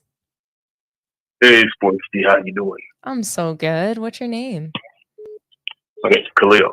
Hi, Khalil. Nice to hear from you. So what do you think about this topic? Caitlin Clark, should she be compared to these other players? Is she being discriminated against?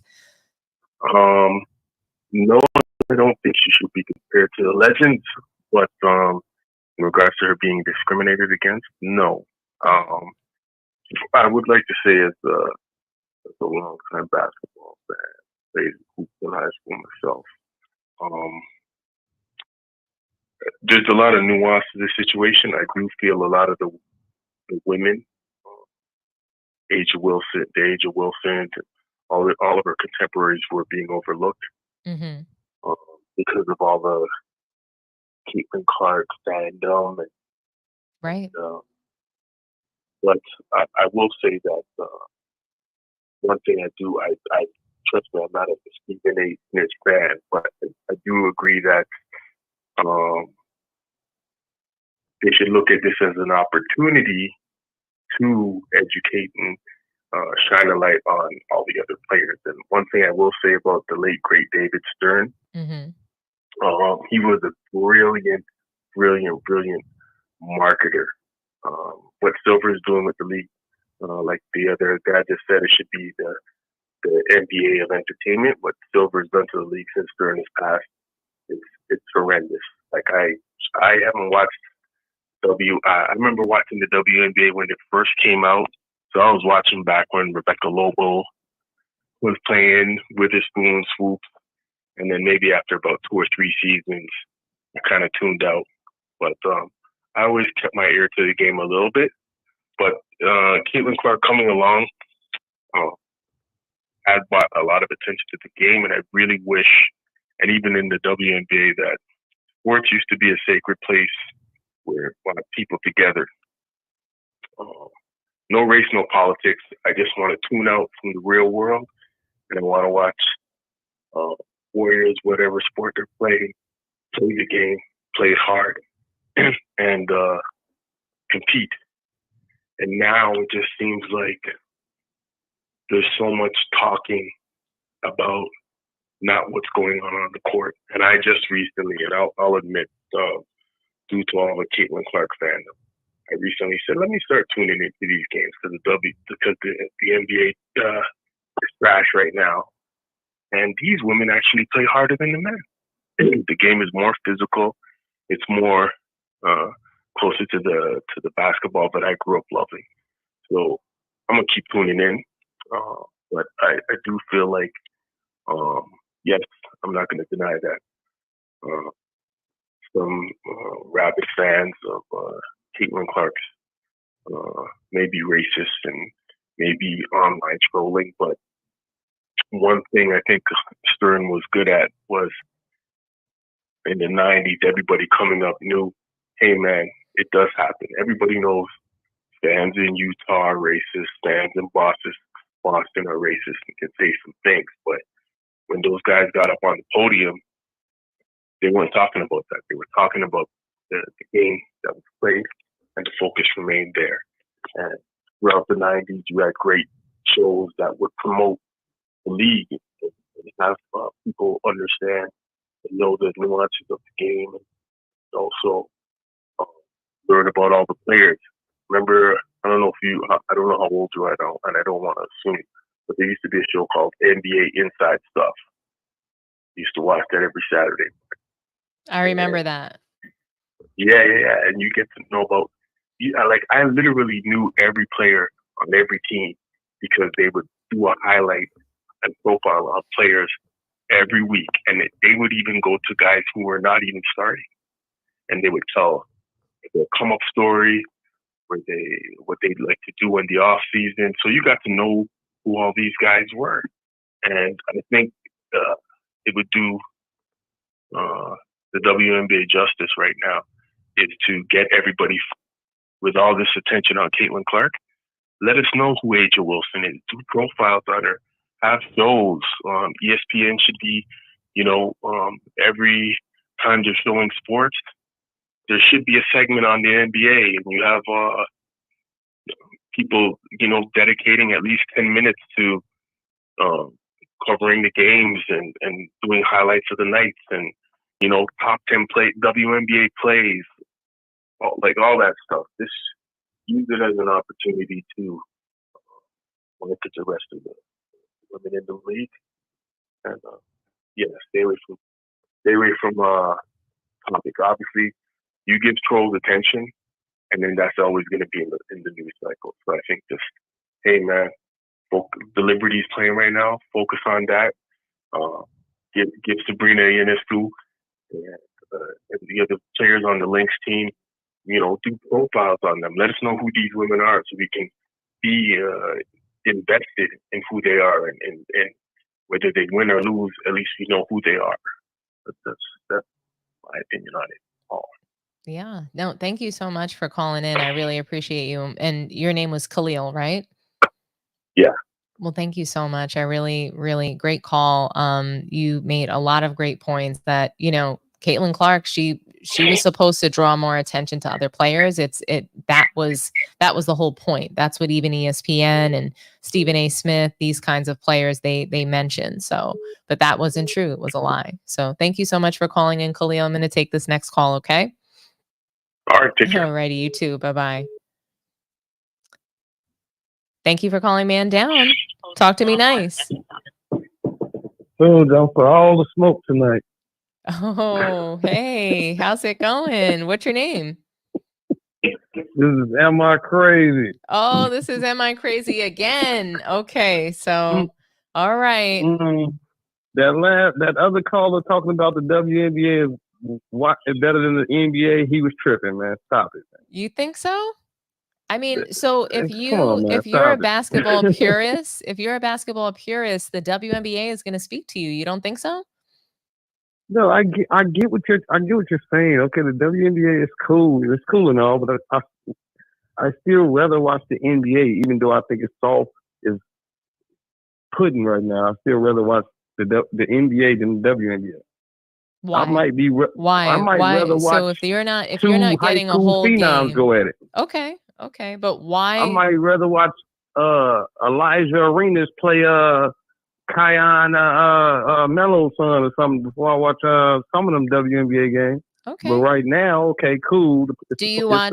Are you watching women's college basketball? Do you agree that that's the best basketball out, or you don't agree to that either?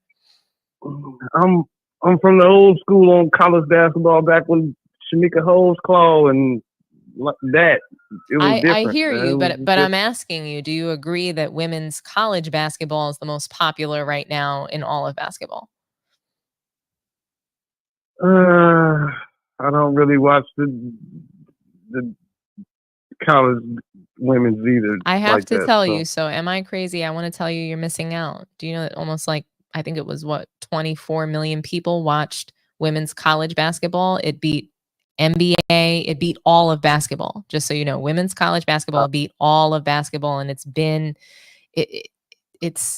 I mean, yeah, they were selling us with the beef, and then I was watching a little bit because of the beef, and yeah, it was cool because of the beef. But I'm tired of all the drama talking, and if the W decides to actually promote their good players. Was there a beef though when Caitlin Clark played UConn? Or when any of the other, so it wasn't just well, that's Caitlin kind of a Clark. beef because people think that Paige is better than CC. Okay, so but yeah, when she wasn't playing, so when Caitlin Clark wasn't facing off against anybody, women's college basketball was still beating everybody. So look, I understand what you're saying is that it's the hype surrounding Caitlin Clark and this whole, John Cena thing between her and Angel Reese. Like, I get what you're saying. It's just that the numbers show that women's college basketball beat all of basketball. WNBA is more physical. They're playing the way that, like the previous caller mentioned, the way that, he kind of grew up loving basketball. So for basketball purists, people who really love the game, we want to see all 5 positions on the floor really playing together. We want to see team basketball. We don't want to just see 5-man out, high screen, pick and roll. Like, that's not the only thing that we want to see. When you say we, are you speaking French? Are you speaking for a lot of people? Are you speaking for certain people? Are you speaking for a main group of people, a code of people? Like, what's going on? Because I'd rather watch the NBA than the WNBA. And that's just a fact. To me, I'm just speaking for people. I'm just speaking for people who are purists of the game. So basketball purists that call up on this show, they say the same thing. Hey, the women are playing a better brand of basketball right now. Yes, they probably are playing a better brand of basketball if you want to count like them actually playing basketball like they played in the 80s and the 90s as far as the defensive part. Okay, I give you that. But I'm talking about as far as visually watching the game, I visually rather watch an NBA game. But what are they doing that makes you rather watch that? Because they're playing like the women. They are doing things that most men. But they're not dunking the basketball anymore. It's a 3-point contest and a layup line. Certain players aren't dunking the basketball no more. That's why I have my favorites that are like what Anthony Edwards is dunking it. Sometimes. John Morant, when he gets on the court, he's dunking it. When he's not playing with guns. Yeah, that's what I said. When he gets on the court, he's dunking it.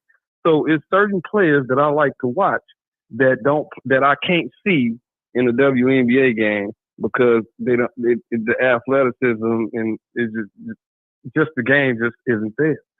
But the WNBA, if they actually marketed their sport like they should, then they would have a better product. So because they're not marketing the sport, you don't want to watch them? Because they're trying to sell drama. That's all they're doing. Is everything they talk about is drama. But I thought you said that. But I thought you said that they're playing good basketball. A few games I've seen, it was cool basketball. But it's a lot of it's a lot of missed layups. Look, come on now. Don't do that. Please, like I don't want to go there. Like I don't. No, I go really there. Don't want to go there. Say. I'm interested in hearing why you prefer to watch the men when they're not. They're shooting threes. It's a layup line. There's no defense. So how are they playing better basketball than the women? I get you. I don't like the 3. I'm gonna layup. I'm finna go shoot a 3. I don't like that either. But I was watching No Chill Gill the other day. Okay. And they even said it on there. Nick Young and Gill was talking about like, oh yeah, come out there. He said the same thing that most men in their head think already. They would rather watch 2 phenoms go at it, 2 high school phenoms like the Boozer twins going against Gilbert Arenas' son or something, than a WNBA game. Man. It's just because you're gonna see something that you ain't seen before at that age, and you're gonna wonder, dang, I wonder how you're gonna be when you get in the league. But when you watch the WNBA, you're watching what it is, and that's what it is. And a few players might get a little bit better, but ain't nobody gonna be coming and doing nothing that you ain't never ever seen before. That's what they can't sell. Hold on. Have you watched? Who have you watched in the WNBA? Who have you watched? Who have I watched in the WNBA? Yeah. My favorite player to watch is Arike. They need to be promoting her more, and then if they were promoting her, she's the Kobe of the league. For? What team does Arike Ogunbowale play for? She plays for Dallas. Okay, I'm just checking. I mean, when people tell me that they don't watch, but they know certain players, it's concerning. No, I know why they're not promoting her. I already know why they're not promoting her. We all know, like, stop it. And it ain't because she black. What is the reason? What is the reason they're not promoting her? Really? You want me to go there? This is a safe space. Okay, they're not promoting her because she's not heterosexual. I didn't know that. She actually got engaged What was that? She got engaged, was that recently, to her significant other.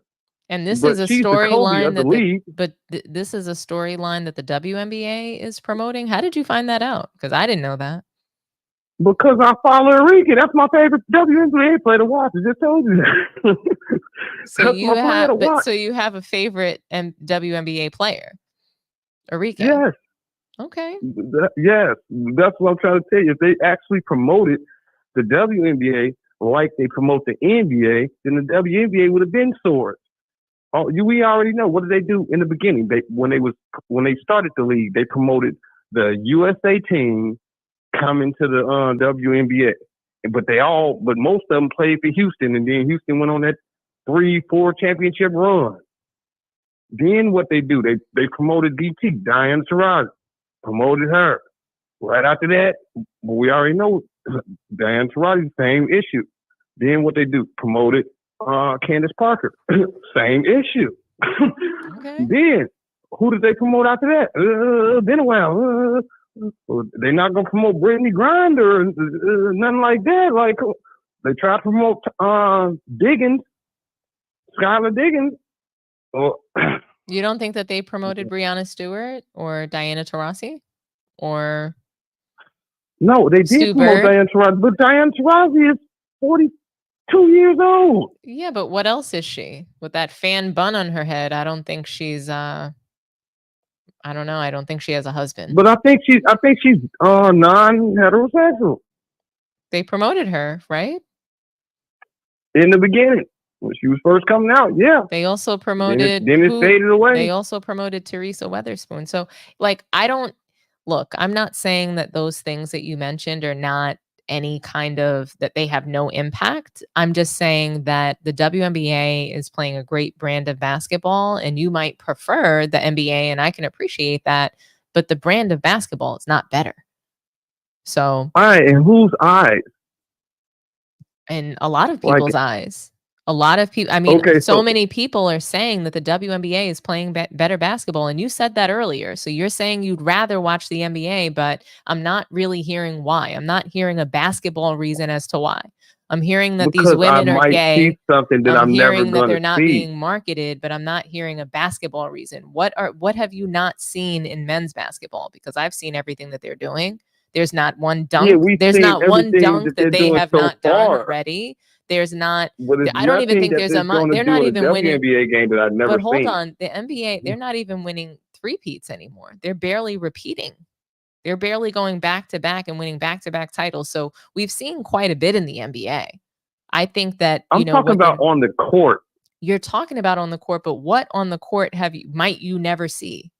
I'm looking for the next Vince Carter, the next Shaq. I'm looking for where are they? Something. I haven't seen I'm Vince never Carter gonna see yet. that watching the WNBA. Why not? I'm never gonna see somebody. I'm gonna see the next Bill Russell because it's why gonna be like not? missing a layup, getting a rebound, missing a layup, getting a rebound. That's what you see in the WNBA. Why, I'm cool. Man. Why not? Why wouldn't you see? Why would you not necessarily see somebody super athletic? We saw Britne Griner. We never thought we would see somebody that tall, somebody that kind of played like Kareem in the women's sport. So anything can happen. And what do they say about Britne Griner, fam? What do you mean? What do they say about her? I say fam because we family, right? We are. You know, we talk. Am I crazy? Okay, like we at the same table. We talking right now. We at the same table. What do they say about Britne Griner? I can't see the chat. I can just talk to you because I'm on the phone. Oh, you're saying what's the chat saying about Britne Griner? Not what the chat say. What do people in general say about Britne Griner? Why and that'll tell you why they didn't promote her. I'm here for you. I'm here for you to tell me what they say. So I've seen a lot about Britne Griner, but she's not the only person in the WNBA, and she's not the only person from the LGBT community. But you brought her up. I'm saying. I'm bringing up basketball. I'm not bringing up what they say about her. I'm bringing up that we never saw a woman in the WNBA that was almost just as tall as LeBron. So she's the same height as LeBron. I think her feet are just as big. We never saw that. That's all that I'm saying. So you're saying that there's things in the WNBA that you're never going to see. And just so you know, like the way you're even saying her name, that's like that's a dating app. It's Grindr, just an N. It's N-E-R, not Grinder is a dating app. Grindr is her last name. About how much I watch it. I'm just telling you. Yes, but you're one person. I see on her name is what it was. You know, she did she get engaged or get married to, you know? I don't know because I haven't mentioned any of their personal lives really. But I'm saying that's why they don't get promoted as much. That's what I'm just saying. That's all I'm saying. It's the promotion. You ask why they don't get promoted enough. I don't think I asked that. I asked you why you prefer to watch the NBA, and I'm just not quite hearing a basketball reason for it. That's all that I'm saying. So you agree with me that the WNBA plays a better brand of basketball, but you still prefer to watch the men because you're thinking that you're going to see something. And I just don't know. Okay. I'm just wondering, and I'm not debating you. I'm asking I'm not trying to debate you, man. No, I understand. I'm just saying, what is it that you're what do you think that you might see in the men's sport that is preventing you from, let's say, tuning into the women's sport, even though you do watch? So you watch, you're just saying you prefer NBA, which is totally fine. But I'm just wondering, let me what do you think? Can I ask the I'm asking the men, okay? Mm-hmm. All right. Ask away. This is what we thinking out here. I don't want to see anybody out there playing that I feel like I can play just as good as, or I can beat. Okay. Okay. So you think or I could have beat in my heyday, and I know I wasn't good enough to go to the league, but I think I might be able to beat that person or something. You see what I'm saying? I'm not going to see that in the NBA. I'm not going to see somebody on the court that you don't think that you can beat Bronny? That I feel like I can beat. I think I can beat Bronny James right now. I think I can shoot better. I think I can shoot better than Bronny. I want the Lakers to start me as a point guard. Shoot better than him or beat him. Shoot or beat. I think that if I had to play Bronny, like I can shoot better than him, but I don't feel like I can beat. I think if I had to play Bronny one-on-one with the rules now for one-on-one, that I can beat Bronny. Come on now, you don't see. That's what I'm saying. Now, he can't shoot the ball. So if you have to dribble, listen though, am I crazy? One second. So if I have to dribble one time and pull up and shoot, I'm gonna hit that shot before Bronny is. Oh, Dom! Stop! Look! See, look! I'm not trying to disrespect your skills, okay? I don't know. You might have played college ball. I don't know. You might have played in WNBA. I don't know. I don't watch that much to know. You could have been an ex-player. But check it out. Look. Ocho Cinco. Stay with me now. Stay with me. Check it out. You know that's okay. Now, if I ask you a question, you had to beat Bronny 1-on-1 to 10, and you had to put your every dollar you owned, everything you loved, on it. You had to win. You put it on it that you can beat Bronny 1-on-1 up to 10. Everything that I own on beating everything Bronny. Everything you own, everything you love. Let me tell you. I'm talking about everything. Can I tell you? I don't. So one thing is I don't gamble. So that's one. And two, anytime you're going up against clutch sports, you have to be prepared to lose. So, you know, I can't bet my life. I can't bet my life on going up against clutch. Because you know deep down you don't believe you can beat Bronny. Come on now, stop with that. I do. That's what I'm saying. You hate him so much. You feel like you can beat him 1-on-1. I don't hate Bronny. I love Bronny. Not a person in the world feel like you can beat Bronny 1-on-1. Stop it. Like, that's okay. That's what I'm saying. That's where the disrespect comes in. Can I tell you that people, all I need is to believe in myself? Okay, all I need is belief in myself. But do you really believe that? And the stroke. Look, that's why I get into it with Mel. He really believes that D Wade is better than LeBron. I'm like, stop it, man. I'm like, it's just stop it. I think Dwayne Wade is better than LeBron. So do you. You know he is. Then you wouldn't have him 33rd on your list. I don't have him 30. And have LeBron at 8. It doesn't make sense. That's how I know you don't believe it. Am I crazy? You know? I do not have Dwayne Wade ranked lower than LeBron. I have him ranked higher. I just understand what I understand. Hold on. One second. I understand why Mel has Dwayne Wade ranked lower than LeBron, but still thinks he's a better player than LeBron. And that's because of LeBron's resume. But I think that Dwayne Wade is responsible for LeBron's legacy. I think that, he had to retire early because he was too busy babysitting LeBron. I think he put his body on the line for him and his team and for LeBron to win and to move forward in his career. I think he made LeBron into the winner that he is today. Without Dwayne Wade, LeBron James would never have a title. Stop it. See, stop it. He would have got one. I'm just saying, you put D Wade on that Cavs team. You think they go that early Cavs team? What was that 07 or whenever they went to the finals? You think they would have? I think that early Cavs team was a legit. I think that team was a good team. So I don't think that these players were a bunch of bums like other people try to say. So listen, am I crazy? I hear you. You prefer the NBA. I'm okay with that opinion. A lot of people prefer the NBA. A lot of people prefer the NBA. So y'all can stop acting like the WNBA. Look, we like what they doing. They finally listening. They walking up, dressed to impress down the stage. They rocking the skims. They doing all that, and then they can hoop. But I'm just saying what men really want to say, but they don't want to say. Man. I don't know. I just heard a man say that they prefer the WNBA. So I appreciate your opinion. Okay. I don't think that you can speak for all men, but it's okay for you to speak for yourself. I'm not trying to speak for everybody. But I'm good with that. I'm good with your opinion. That's I think why you have a great opinion. Gilbert Arenas No Chill Gil part. I'm gonna post that on one of my doggone videos after I get through posting with y'all. I told you I got smoke for y'all all week. All right, am I crazy? I hear you. You got smoke for us, but somehow you keep getting cooked. But thank you so much for calling in. I really appreciate you. I really do. Okay. Have a good one. You too. Mm. All right, guys. So we are going to move along to our next topic. Oscar Robertson. So we talked about the discrimination that Caitlin Clark was facing in the WNBA that feels like fake news. I'm calling cap, right? Duncan is calling cap. I know that Stephen A. Smith and Shannon Sharp, let her cook. Expose the person that didn't pick her for unanimous rookie of the year.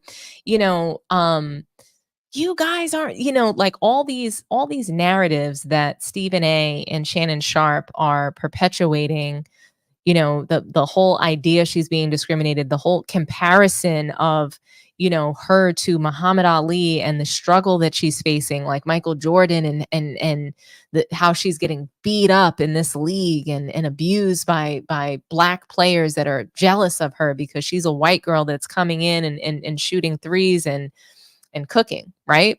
That's what they're saying. So, Oscar Robertson, he was a guy who obviously he played many years ago. Most of us did not see him play in this league. He averaged a triple-double, and he was just such an incredible player and Hall of Famer. He had an interview with the All the Smoke podcast. I love that show.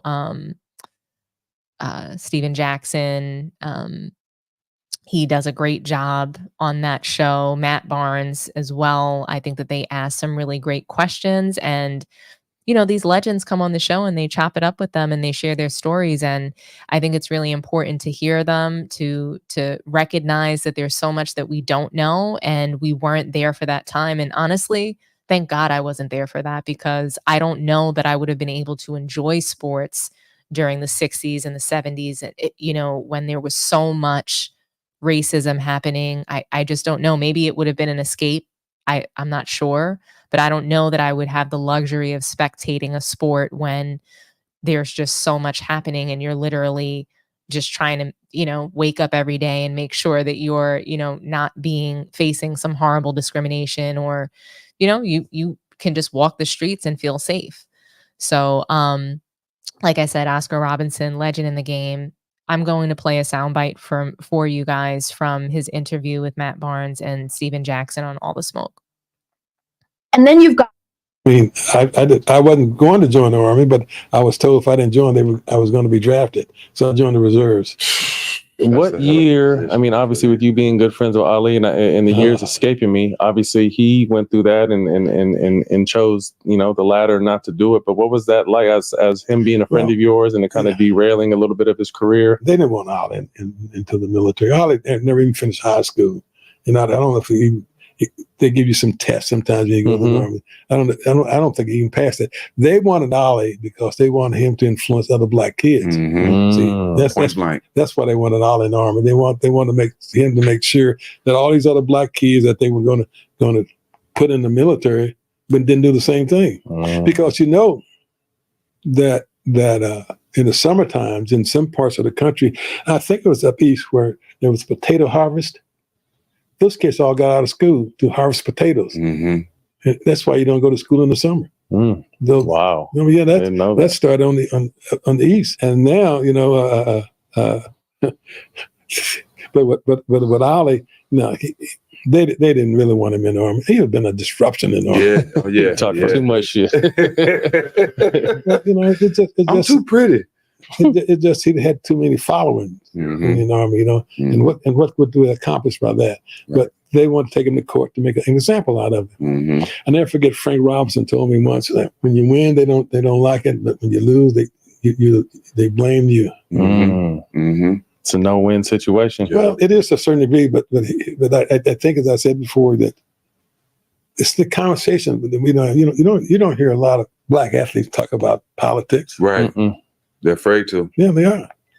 I mean, I'm not going to name any names, but some over the years, some of the biggest stars never mentioned. Never mentioned. I don't think they mentioned Obama when he was running. You remember that Reggie Jackson interview that A-Rod that Reggie get off about them when they were. Reggie been holding that in for a long time at the baseball game he was at. I would never want to do it again.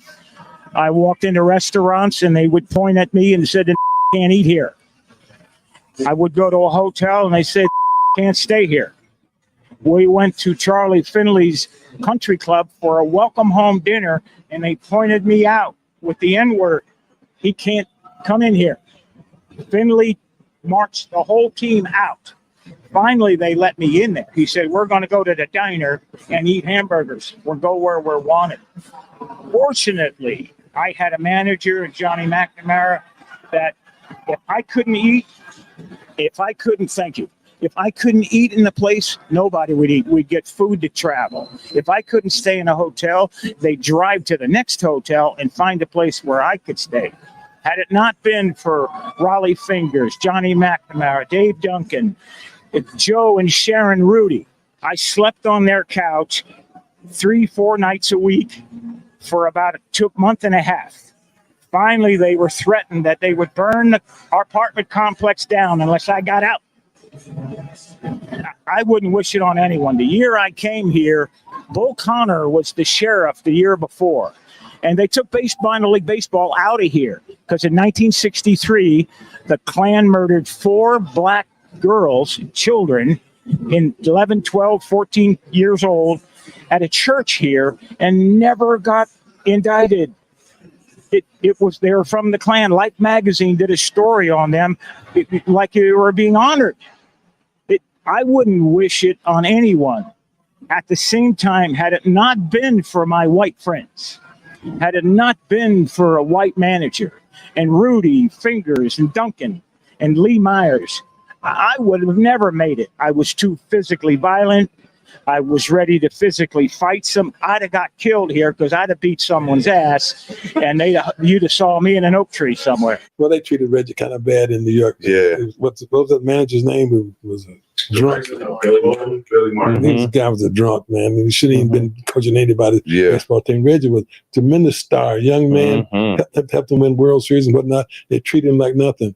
Yeah. When I was at Cincinnati, during the holidays, you still had to practice playing games. We had to go up to this restaurant. It was I don't know what kind of restaurant it was, to eat. So I go in with one of the guys on the team, and when I went in the door, the guy said, "Hey, what are you doing in here?"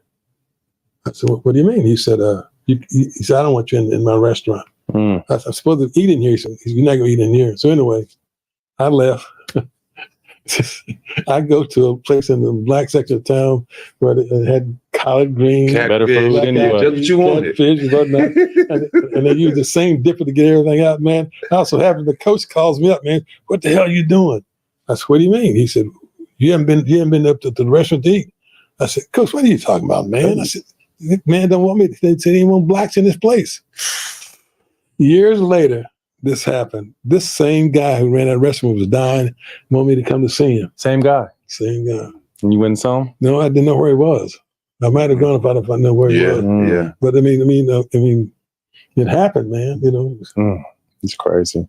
So you leave Cincinnati, the all-time leading scorer for college basketball, until Pistol Pete came around. Plus, I averaged 15 rebounds a game in my career. So where did your So I want to talk. Actually, we'll go there. So year one, 30 points, 10 and 9. Year two, 31, 12 and 11. Year 3, 28, 10 and 9. Year 4, 31, 11 and 10. 31, 12 and 9. Year 5. Normally, we used to see kind of one-sided. Where did the all-around game come from, and why did you embrace Oscar Robertson, Bill Russell, Wilt Chamberlain, they faced racism. They were discriminated against. They had to figure out how to play through that. Imagine playing through racism, discrimination, and winning 11 titles in 13 years. Imagine that. And you're going up against Wilt Chamberlain. It's pretty incredible. The what it takes and the mental toughness that it requires to be a champion, let alone a champion 11 times, when you are fighting for your life and you're fighting for the lives of others and you're fighting for equality and you are marching in the streets for equal rights and you are a huge civil rights activist and trying to be this huge star in the league. And you are a huge star in the league, and it's frowned upon when you're speaking out and trying to move your community forward. But that's what Bill Russell did. That's what players back then did. Not just for the Black community, but for the league, for the NBA community, for the fraternity that is the NBA. They have made it possible for today's players to have these big contracts, to have respect, to not be considered owned property by ownership. I mean, has anybody heard of the Oscar Robertson law? The law that was put forward so that there could be a free agency. If not for Oscar Robertson, there would be no free agency. In today's NBA, he's responsible for player movement, not LeBron. We have to stop saying this nonsense. It was players like Oscar Robertson that helped to move this league forward. And I'm not saying that LeBron's done nothing, so don't start saying that I hate him and that he hasn't. I'm saying he hasn't done anything. That's not what I'm saying. I'm just saying that we're not showing respect to the previous errors when we say certain things. And they've done so much. They paved the way for today's players to have everything that they have today. I mean, shit, you guys have seen the kind of sneakers that they had to play in. To me, those are the real GOATs. They didn't have the resources. They didn't have the facilities to be the best, but somehow they still were. It's almost as though they were playing barefoot. I can't imagine that. Let's see some comments here. Without the foundation built in the OGs, there would be no NBA. That's true. It would have just went into flames, or it could be an all-white league. Because of Oscar Robertson, there was no more ABA. They were able to dissolve the ABA because the ABA was paying better. So most Black players went to the ABA to play because that's where they were getting contracts for their talent. NBA didn't want to pay. NBA was dirt cheap. They did not want to pay. They felt that they owned these players as property. They have come out and said that. So that's real discrimination. There was a time when NBA commissioners actually just came right out. They were allowed to say that The league is too black. We can't market black players. They used to say those things directly after games.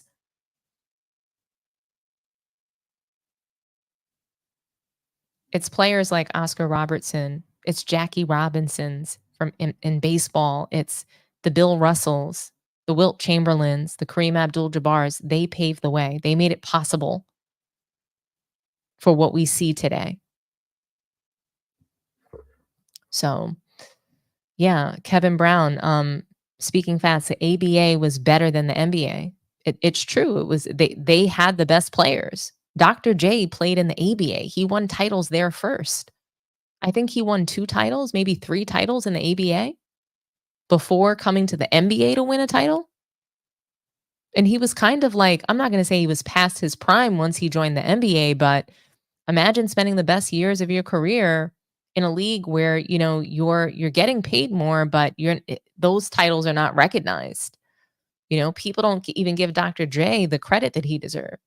But all of that is really, you know, that's beside the point. That's a whole different conversation. Really, it's that discrimination that's not what's happening to Caitlin Clark.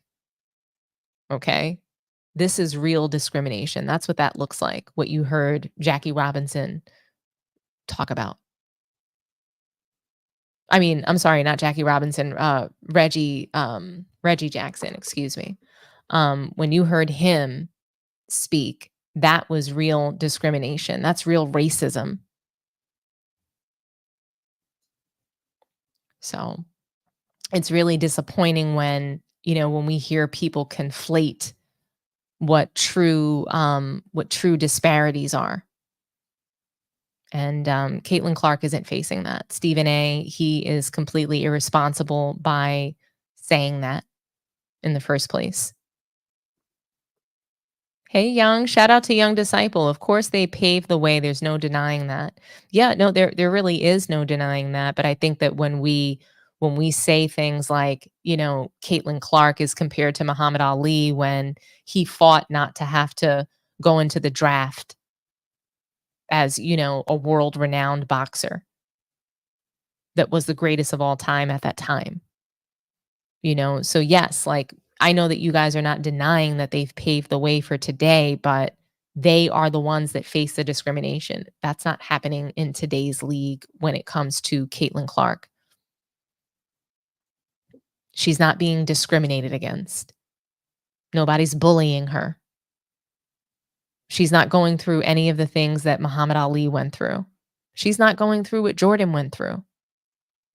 They're not grabbing her to the ground, throwing her down to the ground mid-air when she's going up for a layup. That's not happening to her.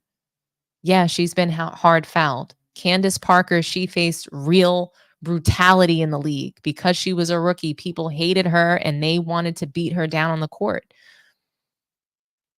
She had, you know, a true brawl. She had a Malice in the Palace type of situation in Detroit against the Detroit Shock, not Caitlin Clark. There's not a bunch of girls coming to jump her on the floor. That's not happening to her. So we have to stop this.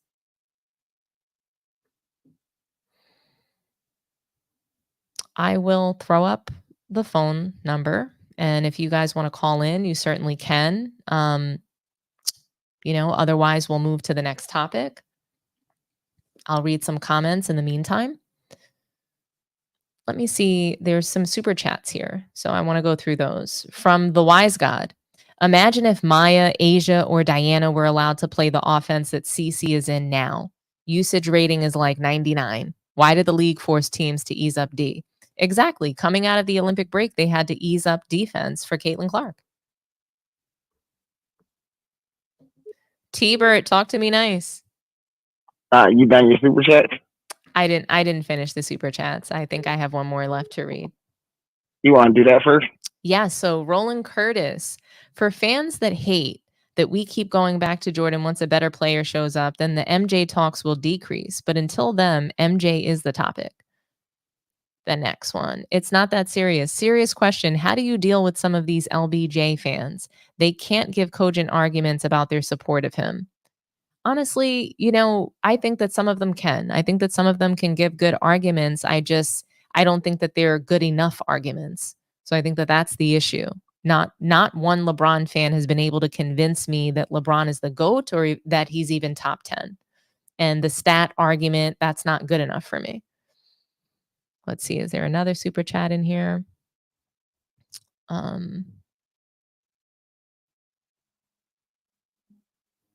It's not that serious. You're currently my favorite channel that I'm subscribed to. I love most of your takes. Please don't change. You're so talented and real that folks will reach out to you to give you an offer you can't refuse. Thank you so much. It's not that serious. You're awesome. Yeah, so the super chats are done, T-Bert. Talk to me nice. All right. Shout out to It's Not That Serious. What a comment. That was really, really nice. So sweet. All right, let's talk about this Oscar Robertson. I want to put another spin on it, right? Mm-hmm. So, Oscar Robertson, Wilt Chamberlain, Bill Russell. Can't forget about Jim Brown, right? Muhammad Ali, Wilt Chamberlain. They paved the way, right? Right. So, and this kind of goes back to one of your callers like an hour ago was talking about Wilt Chamberlain and he shot the fadeaway jump shot, right? Mm-hmm. So let's look at today's sports, like when just normal people like you and I, we go and play basketball, whatever sport we want to go play outside for recreation. Basketball court, playing on a playground, supposed to be a safe space. You had a bad day at work, your husband or your wife got on your nerves, you got fired or whatever it is, you had a death in the family, whatever it is. It's supposed to be a safe space where you can just go and just be free, right? Free from anything, any turbulence that you're experiencing in your life. Imagine a time where it wasn't a safe space, and that was their time. Now, the reason I brought up Wilt, because he said, Wilt shot all them the fadeaway, right? So what the league was doing back then to the black athlete was trying to take away their athleticism.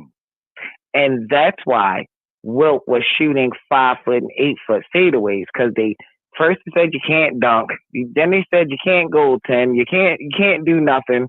Then they said, so Wilt just kept changing his game, right? Because of the white media and the white NBA was doing everything to take the athleticism away from the black athletes. And then back in those days, the papers were really relevant and they meant a lot. And Wilt got caught up in reading all the papers and the media, what he couldn't do. He was focused on proving everybody wrong, right? He wanted to fit into their white world of media. So then they said, all you do is score. So then he stopped scoring for a year and led the league in assists. Imagine changing your whole game based on a white perspective.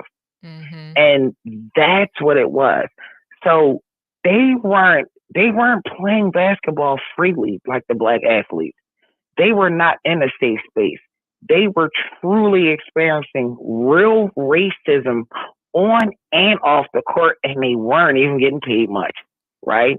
That's real racism. So for Stephen A. Smith saying that Caitlin Clark was going through what these guys are going through was absolutely insane.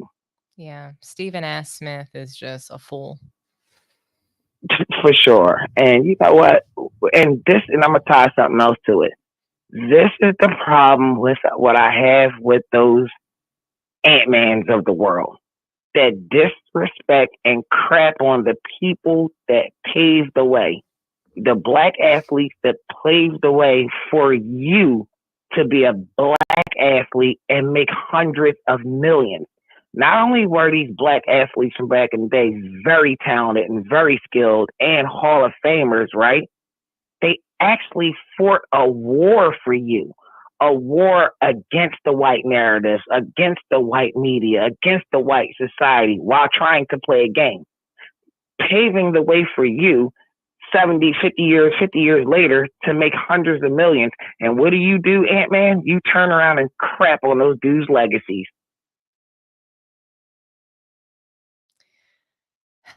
We're definitely gonna address Ant-Man. Don't worry, I have all the smoke for him. You already know that. Yeah, I think that when we disrespect our, our elders, essentially, like I wasn't raised that way. I don't even understand or relate to people being disrespectful to those who have paved the way for them or came before them. I don't understand it. I could never. And I find it to be so disrespectful. And the worst part about it is it's not even like these players today are actually better. They have not been able to achieve the level of greatness that, players of the past have been able to achieve with a lot less resources. And, it's just, it goes to show that when you can't achieve, right, when you can't reach the standard, you have to then shit on the standard. Absolutely. And you have to, you have to pretend that standard really isn't as great as it was. Right. I agree. Everything that you said, I'm going to let you go so you can get to the next topic. But I just had to weigh in on that topic and just salute to all the blacks. Thank you so much. All the blacks in the past who have paved the way, not only the sports people, the black journalists that paved the way for people like you and Mel to be able to do y'all thing today. Absolutely. Right? So absolutely. I just wanted to just give a historical take on it. And thank you for taking my call. You have a great show. Thank you so much, T-Bert. You're awesome. All right, bye. All righty, bye-bye. All right, guys. So now we're going to go ahead and move on to the next topic, and that's going to be Bronny James. As you guys know, Bronny has received quite a bit of hype. And I think that there's an idea that people are hating on kids, right? He's a 19-year-old kid who's in the NBA, and he's a kid. Kids do not join the NBA. Okay, you have to be an adult to be in the NBA. You can't join as an underage child. And I get it. He's LeBron's child, but he's not a child. So we have to stop saying that people are hating on kids. We know that I think Bronny is, what is he, like 2 for 20 at this point in the preseason games. He's played a total of probably 40 minutes. I think he got on the court last night for about 9 or 10 minutes. He went 1 for 5. So at the end of the game in garbage minutes, he was able to drive in the lane and score a layup. But the other shots were bricks. And prior to that game, he was shooting bricks as well. And even in the last game, I think what was considered like really, really just, oh my gosh, it was just so horrible that, so he goes into the game in the fourth quarter. I think he played a total of 9 minutes yesterday, but what made it bad was that they had Draymond Green guarding him. Draymond Green was doing everything possible to let him score and give him some easy buckets, and Bronny still couldn't hit wide open threes. Draymond gave him the floor to shoot wide open threes, and he could not hit. Okay, then Steve Kerr, I guess Steve Kerr is a part of this whole nonsense and the circus. He goes ahead and subs in Steph Curry, and they were blowing the Lakers out. What is he coming back in the game at the end of the fourth quarter for? What? All to have like some sort of photo op moment with Bronny. Like, oh, Bronny's guarding Steph Curry. Whoop-de-doo. Like, that was just crazy to me. The Warriors were blowing out the Lakers. It was an embarrassment. By the way, Quincy Olivares, the guy who showed up Hood Schifino, as well as Bronny James, who both have contracts and have made the team, he didn't get any minutes. And he scored, what did he score? 11 points in like 3 or 4 minutes?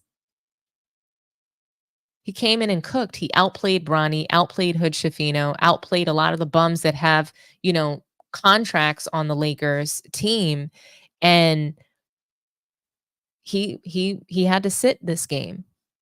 Probably because they're going to cut him, but you're going to cut an actual qualified NBA player for somebody who's not qualified. And so there's a lot of narratives going around about Bronny, and, we just need to give him a year to develop. Can we give him a year? I think that's what DC Slim said on our call last Friday. I mean, he's had years to develop. How much more resources and development does he need? He's had the best of everything. He's had the best resources from his dad. Why isn't he equipped? Why isn't he ready to be in the NBA? Why? And so there's a huge focus on why people in the media are even talking about Bronny being so bad. Oh, why are you focusing on the 55th pick being so bad? Gilbert Arenas, he talks about it on Gil's Arena with his team, and he gets really passionate about the media and analysts trashing Bronny and crashing out on him when he's not playing well. He admits that, but he thinks that it's just no big deal. He's the 55th pick. Why are we focused on him? And he can't seem to understand it. And I want to play this sound bite for you guys so that we can talk about it. But it's just really, it's interesting to me that we can congratulate Bronny, but we can't criticize him. So I'm going to go ahead and play this sound bite for you guys, and then we'll react to it. So it's not part of this media's narrative. I'm starting to hate these people. What people get? The media, like the ones that don't know sports, they're more like reality, right? When you start really talking now, you really understand that. Who was the one they filmed his house, and he's like, I thought this was about my job. That, yeah. It's like, what does my house have to do with the sport? Same thing with here. It's like you focus so much on how bad you think Bronny's playing when he's the 56th. He's not the number 1 pick in the draft. You don't need to focus on the man so much like he's the number 1 pick or the number 2 pick in the draft. There was a stat that went out that said about the first 54 picks. Yeah. He was a minus 40 through the first 3 preseason games. First 3 preseason games, he ranked last. Cool. Who ranked second to last? That should be a story. That's the number 2 pick in the draft. Unfortunately, he's plays for the Wizards, but that's the number 2 pick in the draft, and that's not a story. You want to focus on the 56th pick, and the number 2 pick is right in front of him. Like, come on. Like, relax. Yeah. Like, it's like I understand that you. That's why I said it's. I considered immature analysts. Absolutely. It's low hanging fruit. It's easy to pick on the fucking 56th pick in the draft. Right? Every time he don't get in, oh, he got a DMP. Oh, he got a DMP. He didn't play like he's the 56th pick in the draft. 55th. 55th. Yeah, but see, does it matter? Yeah, I'm just trying to give him a plug. There's just what I'm saying is because his daddy's who his daddy is, and you don't like the daddy, it's easy to pick on the son. Come on, don't do that. Throw rocks at the throne. If he's the throne, if he's the king, pick on the king. Stop picking on the guy who's trying to get his career going. We're not going to allow it though. I don't like that. We're not going. Like I can say, if Bronny was a top 5 pick, have at it. Yeah. But he got picked exactly where his talent is right now and where his media exposure should be. Yeah, right? Is the 50th, I mean, if he's the 55th pick, is the 54th pick getting more exposure than him? No, we don't even know who that is. Is the first? We don't even know who the 54th pick is. I don't even know who the first pick was. Zacko, Sachet. I said no comment. I forgot who was the first. We like that you said no comment. Said no but comment. it's a great, listen, Said I no just comment. told What was the dude's name? Who? The first pick? No. The guy. The second pick. No. The guy who played well. Start with a Q. What's the Quincy Oliveri. That's his name? Yep. Undrafted. He's undrafted? Yep. What'd he do? Because you run his stats? Smack Doc Rivers and Darvin Ham in that preseason game against the Bucks. And what was he had like 11 points. 11 points in like 3-4 minutes or something? No, it was 10. 10 minutes. Yeah. That's still really good to score 11 points in about 10 minutes. I mean, there are NBA players that score 2 points in 44 minutes, like Draymond Green. So, for Quincy Olivares to come in and basically play for his life, to play for a spot on the team, to not get one, to go undrafted. And I get it. Like, perhaps they played him so that, he could get a chance to land on another team, but why wasn't he given a real opportunity to play for the Lakers? Why is Gilbert Arenas sitting there saying that he was picked that he was drafted at a place that reflected his talent? He was drafted in a place that doesn't reflect his talent because he shouldn't have been drafted.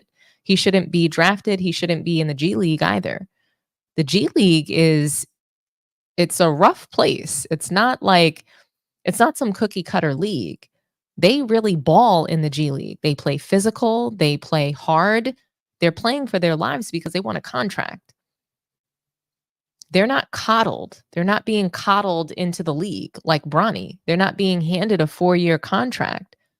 Gilbert Arenas, he's missing the mark on so many different areas. So it's not just that Bronny is in the league. It's not just that, oh, we're focusing on him as a second-round pick. That's not the case at all. We're focusing on Bronny because of the hype that he's received. We were told that he was going to be a great player. We were told that he was better than half of the players in the league right now. That's what LeBron tweeted and said. And so if anybody doesn't remember that tweet, I can go ahead and put that up. But that's what happened. LeBron James said that Bronny was better. And we can't, like, he said that Bronny could suit up for the Lakers right now. That's what LeBron said. Let's see, is this one it? Yeah, man, Bronny's definitely better than some of these cats I've been watching on League Pass today. Shit, lightweight, hilarious. Really, LeBron? That's not what we're seeing. We're seeing that he's dead last. And Gilbert Arenas wants to talk about the first pick in the draft that's second to last. Nobody's hyping that guy up. Nobody hyped up Zachary Resarche, or however we say his name. Nobody hyped him up. Nobody sat there and said that he was going to be better than most of the players that are already in the league. Nobody said that. LeBron said that. He put a target on Bronny's back. He put that target there. The media helped him put that target there because, you know, he's owning the media, right? He owns the media. It's the La Media. You know, ESPN pretty much is in the pocket of LeBron. They can't figure out if they want to pull back a little bit because they're embarrassing themselves in the integrity of the network. But essentially, Gilbert Arenas is saying, hey, you're only supposed to praise Bronny. We're just supposed to talk about this historical feat of, you know, a father and son duo on the league in the league, which, by the way, is not impressive. It's not impressive when you don't deserve to be there. If Bronny was even halfway qualified to be in the league, we probably would be celebrating. But how can we celebrate something that's not good? How can we celebrate 8 combined turnovers between a father and son on the floor? Bronny got 4 turnovers in a matter of 10 minutes. How is that even possible? And look, I want to congratulate Bronny because he's coming out looking to be more aggressive, looking to shoot the ball more. I think that improved since what we saw from Summer League. But his shooting form is not there. He should not be shooting the ball. And I don't know why we're wasting these minutes on him in preseason games and getting blown off the floor. JJ Redick, he did nothing to try to turn that game around. JJ Redick should be ashamed of himself. I suspect that he's going to lose the locker room. No one can respect a coach that is putting somebody in the game that doesn't deserve to be on the floor, that passes up the person that outplayed that other guy. Bronny's not even just the guy. He's not good. He doesn't belong. He's not just the guy who's on the bench. He's somebody who's genuinely not good at playing the sport. Bronny did an interview with, I think it was Men's Health magazine. And, you know, I don't really know too much about what it was about, but Gilbert Arenas wants us to praise Bronny, but not criticize him. So we're allowed to give him all the hype in the world, but we're not allowed to criticize him. And that doesn't make sense to me. I can't get jiggy with that. Where we're just going to talk about LeBron and Bronny being on the floor together because they're father and son, but the Lakers might miss the playoffs because they don't have qualified NBA players on their team. because they still haven't solved for a center, but they solved for Bronny's roster spot. That doesn't make sense to me. Jeannie Buss and the Lakers, they should be ashamed of themselves. They are a disgrace. They are making a mockery of the NBA. LeBron James and Bronny, this duo, is making a mockery of the NBA. The NBA should be ashamed of itself. You can get involved in block trades like Chris Paul to the Lakers, but you can't get involved and make sure that qualified NBA players are being drafted. Jeannie Buss, you're going to allow this spectacle when you're one of the most winningest franchises in the world, in the history of the sport? Clutch Sports, they must have something on Jeannie Buss. I can't believe that. I just can't believe that Jeannie is fully on board with LeBron doing this. Something had to change. Something changed in the relationship that Jeannie and LeBron have and Clutch has with the Lakers. Something had to change because she went from tweeting negatively about LeBron and Clutch essentially to them sort of battling it out in the press with, negative stories bouncing, all around the media. She even has come out and stated that Michael Jordan is the GOAT, not LeBron. So I wonder, what leverage did Clutch have? Is it the players in the league that they can make it really tough for Jeannie and the Lakers to get players coming into the NBA? How did this happen? How? Bronny does not belong here. He's taking up a spot. And I get it. There's a whole nother league that players can go to, the G League, and they can make something of themselves there. But is that fair? Is that right? When there's only 400, I think it's 490 spots in the league, why should one of those go to Bronny? He's not qualified. Nepotism only works for qualified people. So we can sit here and say, plenty of people do it. There's plenty of kids in there in the front office for teams. So working the front office, I think I didn't play for you I didn't continue to play the Gilbert Arenas soundbite because there's just so many in that one episode of his show. Kenyon Martin even goes on to say that if he had a convenience store, or if somebody has a convenience store, they're not passing it down to him, they're going to give it to their child. Yeah, I get it. But when you run a convenience store or any store, you could have a manager that runs the store. You could have someone that manages the books for you. You can have someone that stocks the shelves for you. You don't actually have to get out there and own the performance of that store. Yes, you own the store, but you don't actually have to necessarily physically own the performance of that store. You don't have to get up and make, and open the store and close the store and make sure that it runs properly. You don't have to be the clerk behind the counter, right? But in basketball, in any sport, in athletic success, when you're talking about athletic accomplishments and performance, you have to physically perform. It requires actual physical talent. It requires success to be earned. So you cannot conflate passing down a business to playing in the NBA. Because guess what? Athletic success, it can't be passed down. You can't inherit that. You cannot inherit athletic success. Those two things don't really go together. So the whole idea that nepotism is something that's been happening and we've seen other players come into the league that were sons of former NBA players. Yeah, that's great. We have seen that. But those guys could ball. Even Luke Walton, he didn't average 5 points in college. I think he averaged 10 or more. He wasn't that great in the NBA. No, he wasn't. But he also went on to become a coach. Sometimes those who can't do very well teach.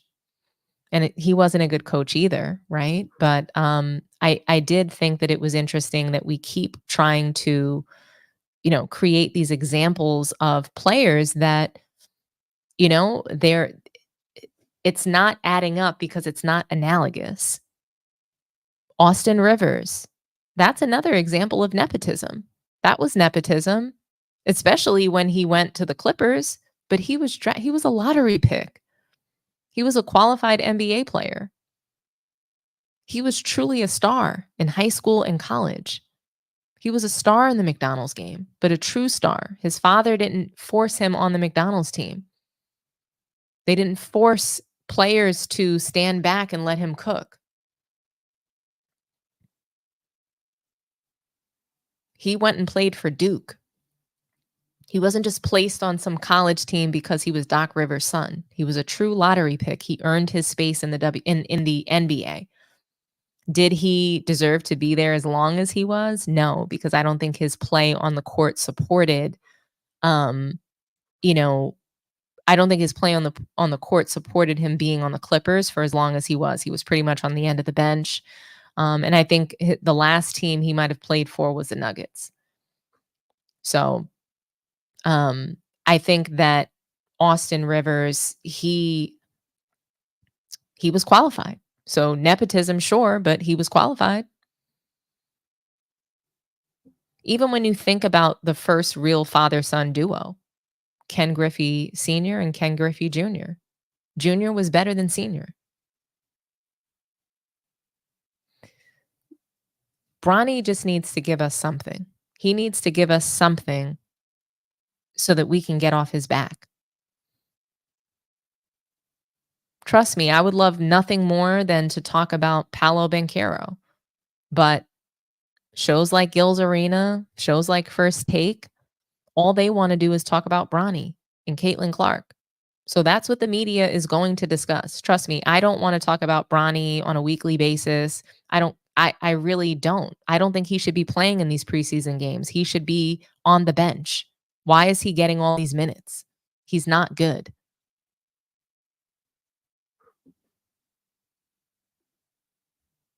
Basketball duo first. Who cares? Who gives a damn? We've already seen a father-son duo play together that is great.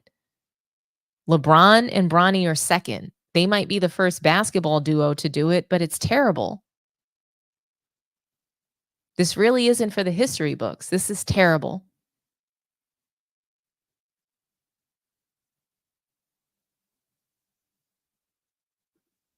That tweet was a fact. Am I crazy? You really want to sit here and say that Bronny James is better than half the NBA players playing right now? Seriously? The tweet was a fact, really. Delulu. Well, guys, we're going to take some phone calls. Hey, Funky Town, talk to me nice. Oh, I'm so sorry. I didn't have you connected. Here you go. How's it going? Good. How you doing, dear? I'm so good. How are you doing tonight? Oh, I'm doing great. You have an outstanding show tonight. Thank you so much. I'm having so much fun with you guys. Pretending to be Mel is really fun. Maybe call me, I don't know, Melvina. No. Let's not do that. I just got a picture of Josephine in my head when you said that. Don't do that. Don't do that. We leave it how it is. But no, I just wanted to say, and again, I tried to call in on Friday. Mel was he was bumping me. The thing about, everybody was talking about nepotism, and here's the thing: there's no excuse for nepotism in sports. It is not an arena where, people get hurt in sports. Like, sports is not, you know what I'm saying? It's not there's no inheritance. You don't get to take your dad's jersey because again, unless you earn that jersey. Most athletic fathers, you're not going to just do anything with my jersey. My jersey's not going to sit there at the end of the bench or go to the G League. You get where I'm coming from? Nepotism doesn't work in sports at all.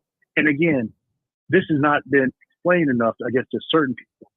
Michael Jordan actually owned a team. He owned an NBA franchise. Right.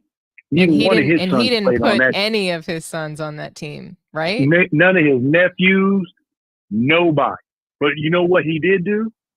That I disagree. That I think was a problem.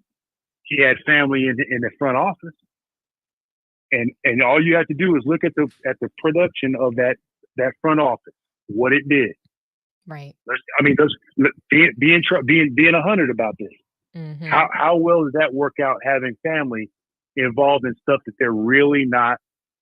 What they really haven't gone through all the different steps, i.e., being a scout, being someone who knows how to manage these type of things, all those different aspects, and then you've got all these competing interests that happen, mm-hmm. and then you end up getting people like, to me, it seemed like Jordan, when it came to picks and stuff like that, he got locked in on people from the ACC and the East and certain schools. And he figured because they went through this training, the coaching that they received, which is okay, you can kind of get there. But what I'm saying is, just because you were great at one thing doesn't mean you're going to be great at another thing. It doesn't translate. Now, the thing with Bronny is, he absolutely is not qualified to be there. On his own steam, there's no way in the world he's supposed to be. When you brought up, I like how you brought up Gilbert Arenas. People may not realize this. He was the number one. He was the first pick of the second round when he was drafted. He missed out on guaranteed money because he was in the second round. Mm-hmm. And he took it out on everybody. He took it. He's like, all you teams that didn't draft me, all these people you say that were in my position as you took before me, he made it his goal to bust them. Now, again, I can't stand Gilbert Arenas, but I give him that. As far as being an athlete, he was a dog about it. That's how you're supposed to think. You're supposed to have a chip on your shoulder. You're supposed to say, hold on, I played at the University of Arizona, won a national championship. Why am I not getting this burn? Why am I not getting this? And all these accolades. And he was a great player at the U of A. Period. People can say what they want to about him. But his attitude, some other things got him in the situation he was in. But again, he took it as fuel. He fueled his tank. The problem with Bronny is he's had everything given to him. What this is him being talked bad about is like the biggest adversity he's ever faced in his life. And people are worried about him because, bless his heart, he doesn't have the scar tissue built up to be where he's at. He doesn't have what it takes to go through something because he hasn't been through it. He hasn't been through anything. He's never been hungry. He never had to be hungry, right? Could you imagine what would happen to him if he went to Rucker Park? Can you imagine what it would look like? What blood on the dance floor would look like if he went to Rucker Park? Do you know how many middle schoolers and high schoolers in New York, in Harlem, would be there to just feast on him if he dared to show up there? Shout out to Harlem, by the way. But yeah, he wouldn't be able to handle it. He wouldn't be able to handle it. It would be so embarrassing because there would be nowhere to hide. We have all these people just sitting there watching. And it's just going to be an evisceration. So again, I'm sick of it as far as this whole comparison. I think, again, I've always said it. It's a joke. It shouldn't happen. It's a travesty. On some of the other things you said, and I absolutely agree with T-Bird and others, mm-hmm. the generations are not giving enough credit to what came before them, and they don't have a clear understanding. Like the idea of Stephen A. talking about Ali and Caitlin Clark in the same sentence is so past ridiculous. It's beyond ridiculous. Like, how do you compare ridiculous. Caitlin Clark to not only Michael Jordan but Muhammad Ali? Really? Ali, people don't understand. Ali gave up years of his prime earning and fighting time. Years. Right. She has the Because luxury to go and play golf in the off season. Exactly. I mean, she came in, and again, I'm not hating her. I mean, it's not it's not her. It's not her. It's the media. It's the stupidity. It's the narrative. It's the stupidity of the people around her. Right. It's like, wait a minute. This dude, and like Oscar Robertson said, and Ali said it. He was too stupid to be in. He did not pass the test. He didn't have the IQ. You know, we have a test you take when you go in the military. He didn't have the IQ.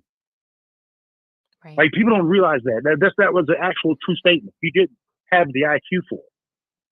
Okay, so that being set aside, he was going to be there as a propaganda, and he knew that, and he said no, because he didn't agree with what was going on, and he was willing to stand on principle. You know, Kurt Flood. People don't even know. A lot of people don't even know who Kurt Flood was. Kurt Flood is the reason why there's free agency in all sport right now. A black man played for Chicago clubs. He was the one who went and started and basically was punished. He never saw the fruits of what he created, what he allowed other people to get. But he stood like John the Baptist. He put his butt on the line. He took the arrows. He took the chopping off of his head, so everyone else can feed off. And then you got these people like Anthony Edwards and all these other dumbasses who have absolutely no idea what happened before they got there. They don't know what happened last week, but they don't have a clue of the struggles that these men and women went through for them. You see, and for me, one of the things that I'm so impressed with what you guys are doing, what you're doing, what Man Down and others are doing, is that we need to understand. You know, this stuff didn't happen by accident. Like there were people who put in like real work. You know, the NFL. There were NFL players that people may not even been born. There were strikes in the NFL in the 70s and in the 80s. They went out on strike, and who led it? I think it was Hayes out of Oakland, a brother linebacker. He was a PA guy who did that, and now they got these jokers that are giving in. You know, I don't want to get off on all that other stuff, but the point I'm making is we've been at the forefront of all these things. We have been the ones who have done the heavy lifting. And it's a shame for our young people to come back. They'll call you the N-word and think it's funny and talk to people all crazy over the phone, on the internet, and whatever, ninjas and all that other crap. But they don't understand there were men and women who stood in the breach so that they can get and live the lives of luxury they're living right now. Like they made sacrifices. And a lot of people, even Shaquille O'Neal didn't. I don't know if you know the story. There was was it Elvin Hayes? It was Elvin Hayes. He met Shaq, and Shaq, he's a center. Shaq didn't know, he didn't know who he was. Well, Elvin Hayes was the guy who went to the Supreme Court so that you didn't have to stay in college for 4 years, so that you could go into the draft. He was the one who did it back in the 60s and 70s. In the 70s, he did this. Right. But even Shaquille O'Neal didn't know that. The big Aristotle. He didn't know all that stuff. He was talking to the man, didn't realize, dude, this is the reason why you can leave college early. This guy right here.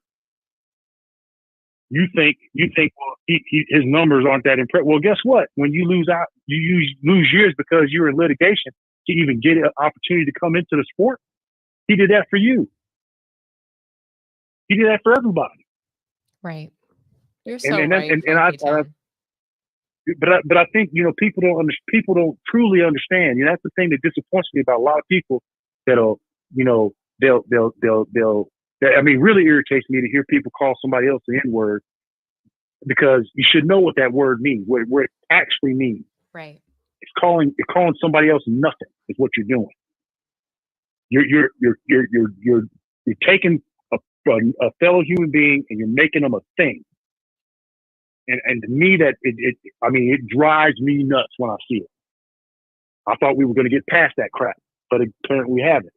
Yeah. But that's part of the reason why they take stuff like this for granted. They think it just happened this way. It just occurred. No, there's a reason why. There are people that you're standing on the shoulders of people. The reason why you're where you're at, why you got the view you got right now. You're standing on a mountain of people who did that for you. You know, and again, I'm gonna get off my soapbox because again, you're having a great show, and I really appreciate how in depth you're going into this stuff, and you're getting down into the weeds, and that's important. And hopefully, some people will wake their asses up and understand we gotta come together about some stuff. We gotta come together about some stuff. Yes, mic drop. Stop doing the enemy's work for them. When we sit up here and act foolish and stuff like that, they love that. Yeah. No, I You know what I'm saying? thank you so much for calling in, Funky Town. You're awesome. I really appreciate you. You're welcome. And again, keep doing what you're doing, sister. Keep Thank doing you what you're so doing. much. You have a good night, okay? All right. Thanks for Take hanging care. out with me tonight. You got it. All righty. Bye. Bye-bye. So I do want to address a couple of comments. Lewis Moultrie, you said some good things here. So he's the 55th pick. Yeah, he's the 55th pick that is being treated like the number one pick, and that's the problem. So when Drake brings you out in the draft and we're televising the second round for you, and you know, the media is hyping Bronny up. So it's not just about his last name. It's not just like, oh, we're hating on Bronny. He was being hyped up as if he were a number one pick. He is being given a 4-year contract. That's an issue.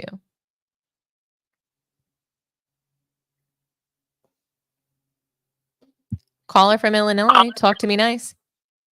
Hey, how you doing, Dominique / Melvina? Oh, hey, who's this? Who's on the line? Okay, this is Greg Anderson calling in. Hi, Greg. And okay, how you doing? I just had a couple of comments. Absolutely. Okay, so you know what Bronny's biggest issue is in the NBA? Besides the fact that he can't shoot? Well, not just that's probably number one, but number two is he plays just like his daddy. It's just the fact that he's not 6'8", 260 pounds. Right. He plays just like LeBron. Exactly. So that's I think that's one of the biggest issues. And you know, I don't people keep saying, well, he's the 55th pick. He's the 55th pick. He should have been the 155th pick. Unfortunately, there's only like 70 roster spots, 60-some roster spots. Right. He should have been the 155th pick. So we can't continue to say he's the 55th pick, give him time and all of this stuff or whatever. If you step on that court, you got a guaranteed contract. You have a right to be criticized. And I even hate the way that the media is even Stephen A. Smith, he was talking about LeBron deserves this and he deserves this. But Stephen A. Smith is in the middle of a contract negotiation, and he knows good and well if the owners at ESPN was to put somebody else, put one of their sons as the face of First Take, he'll have a history fit. And he wouldn't be talking the same shit he's talking now. I agree. I mean, okay, but yeah, but with that being said, I remember when Dwayne Wade's son was coming out for, I think he got drafted in like the G League draft or whatever. Nobody had a problem criticizing him, and when they criticized his game, it wasn't like, oh, y'all some haters or he needs time to develop, give him an extra year. Why is it all of a sudden everybody got to bite their tongue when it comes down to LeBron's son? You can't even say what you see. All we saying is, as of right now, the boy is ass. Now, if he improves, okay, we'll reassess his game. But as of right now, he's not playing ball well, and that don't make you a hater. Right. I'm about to jump off. I'm enjoying the show, enjoying your commentary. I'm about to start game banging back in the comment section. I'll take your comments off there. Thank you so much, Greg Anderson. You're the best. Yeah. Thanks for calling. Alrighty. So Bronny hasn't been a standout player at any level. The same people saying the truth is hate and saying we hate black men shining are the same people calling Westbrook Westbrick. Okay, that's a really interesting comment.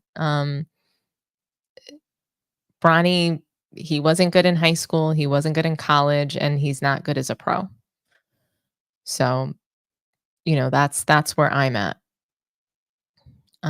Sneed. Shout out to you, Sneed. I see you. He shouldn't have been picked. He isn't an NBA talent. He's not an NBA talent. We know that he's not an NBA talent.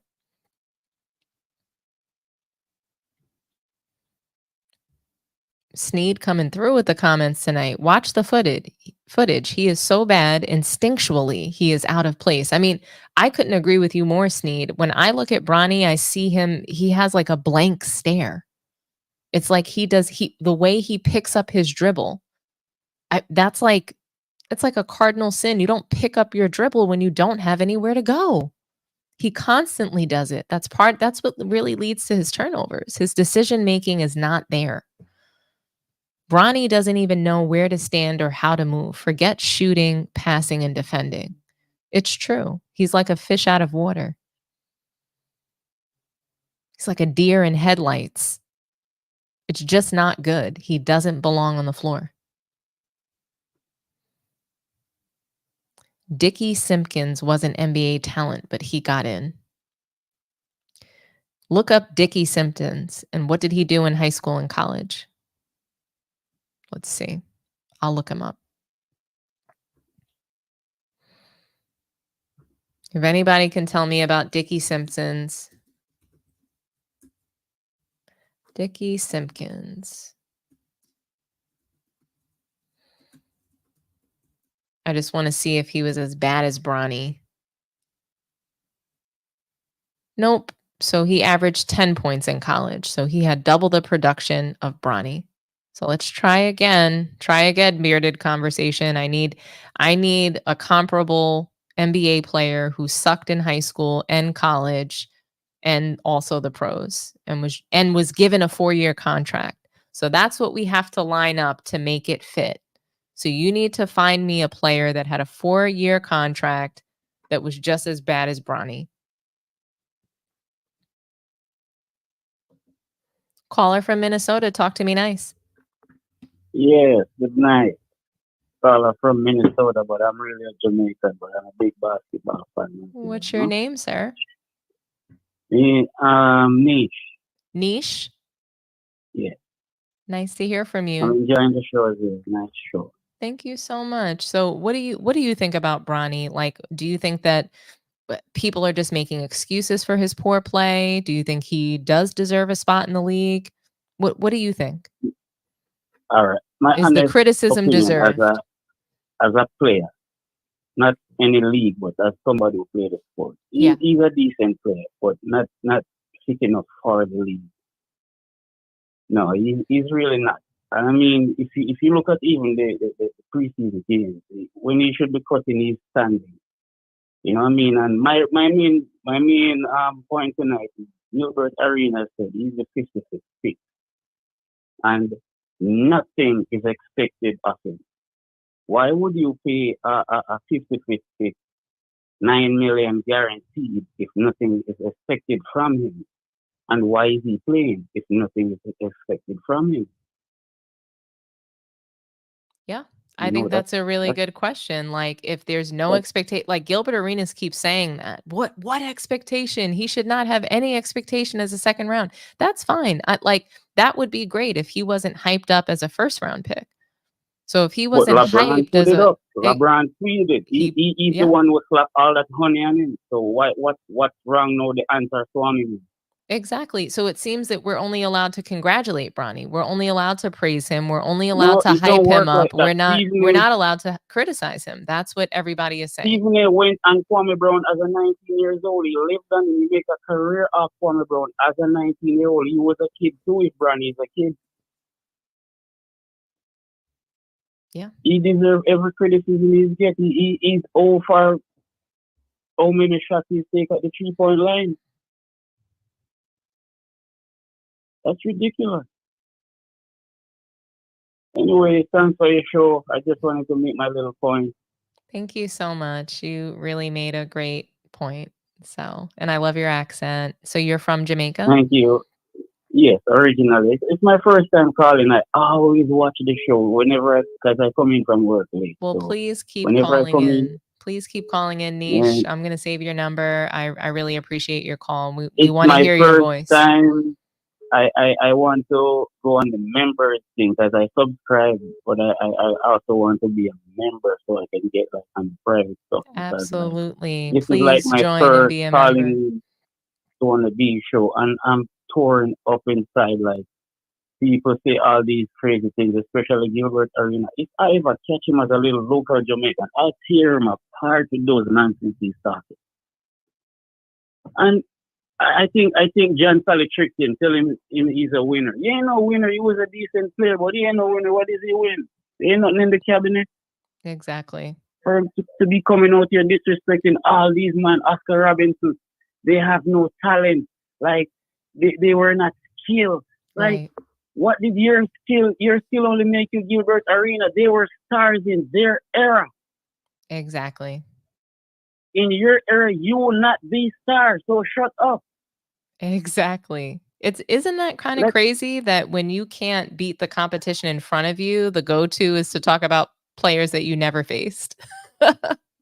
Man. And you know what's embarrassing again? It's the sport you play, and some of these gentlemen are alive. And it's funny how even dumbass JJ Redick would say they were plumbers. These guys didn't have the proper footwear. They had to go to work. They had to fight for a contract. They weren't paying well, and they were stars. You get Right. all the luxury. You get all the PlayStation, the whatever you call it, the big contract, and you were just JJ Redick.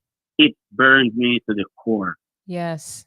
He had everything that he needed, all to just be JJ Redick. And Somebody who never you won weren't even a anything. decent role player. He wasn't even a decent role player. Not even. Well, I'm waiting for the season to start. I can't wait because I see some madness already. I ain't saying Yeah. nothing as I yet. can't And I'm I gonna can't wait to cook JJ Redick because I can already tell that his coaching is not where it needs to be in the preseason. He hasn't made a decision that I agreed with yet. but that's So why it's really the lake show.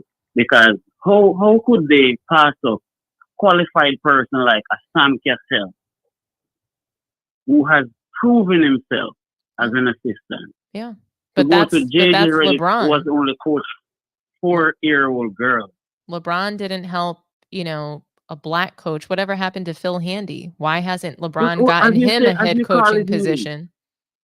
as you call his name, I thought LeBron makes people around him better. That's the narrative, right? That's what the So media why puts is out there. Bronny doing better? Can't figure it out. They He play on the wasn't. same team. You would think that his son would be better, right? You would think that he would have developed his son the way that Gilbert Arenas developed his son, or the way that Carmelo Anthony developed his child, or the way that Ron Let Harper me give you developed his son. So exactly. we Let don't me see give any you of that. a piece of my personal narrative. Hmm. If he is the GOAT, he's the greatest player, right? Why would he send Bronny to work out with Gilbert Arenas? He should have all the tools to give Bronny. Exactly. So But I once he guess he did that, couldn't be bothered. He was taking a nap, or, he was preparing that's for why his I take 28th my hat off season. to Carmelo Anthony. Carmelo, like, what am I doing? It's best if I just retire and focus on my son to get him to where he needs to go. Yeah. Because they would never give Carmelo the chance to get a ring. It's a fact. Great call, Niche. What's I really appreciate you. your name again? My name's Dominique. Okay, Dominique, it was a pleasure speaking with you. And keep up the good work, and I'm going to keep watching the show. And I'll probably be commenting as well because I'm enjoying it. Thank you so much. We all really enjoyed your call. I know I did. Please keep calling in. Really, really appreciated hearing from you. But thank you so much, Niche. Have a wonderful All right. night. I changed the last word. I stopped saying appreciate it. Appreciate love. Aw, thank you so much. All right. Have a good one. Alrighty, you too. Bye-bye. Yeah. Hey, T-Bert, talk to me nice, buddy. Hey, what's up, Dom? That was a good call. So between you and your callers on this topic, y'all didn't leave too much food on the plate. I'm gonna try to eat though. All right, I'm gonna try to eat just a little Come on, bit. chef it up for me. All right, I got you covered. All right, to some of the people in the comments that's, defending the Bronny James. All right, cool. This is a safe place. Nobody's going to call you names, and we appreciate all your opinions. In my opinion, it's impossible to defend the indefensible. Like, I tried to give Bronny some grace, but I just can't. I just cannot. I know. So let's address a couple of these comments that you covered. Gilbert Arenas. Gilbert, quote unquote, said he got picked right where he was supposed to. Mm-hmm. That's factually incorrect. Bullshit. He was not supposed to get picked 55th. He was not supposed to get picked 555th. He was not supposed to be drafted at all. Next thing. Gilbert keeps saying, and somebody in your comment section said, 55th pick. Y'all are really underestimating what the value of a 55th or 60th pick. There's only 60 picks in a draft. There are literally tens and tens of thousands of people trying to get one of those 60 spots. Right. You have college kids trying to get, one of those draft spots. You got all the overseas players all around the world. So you might have 60,000 people competing for 60 spots. That spot is worth millions upon millions upon millions, especially to a broke person that has nothing. So please stop saying, it's just the 55th pick. That's nothing. No, that is one of the highly coveted places, number spots in the draft, 1 through 60.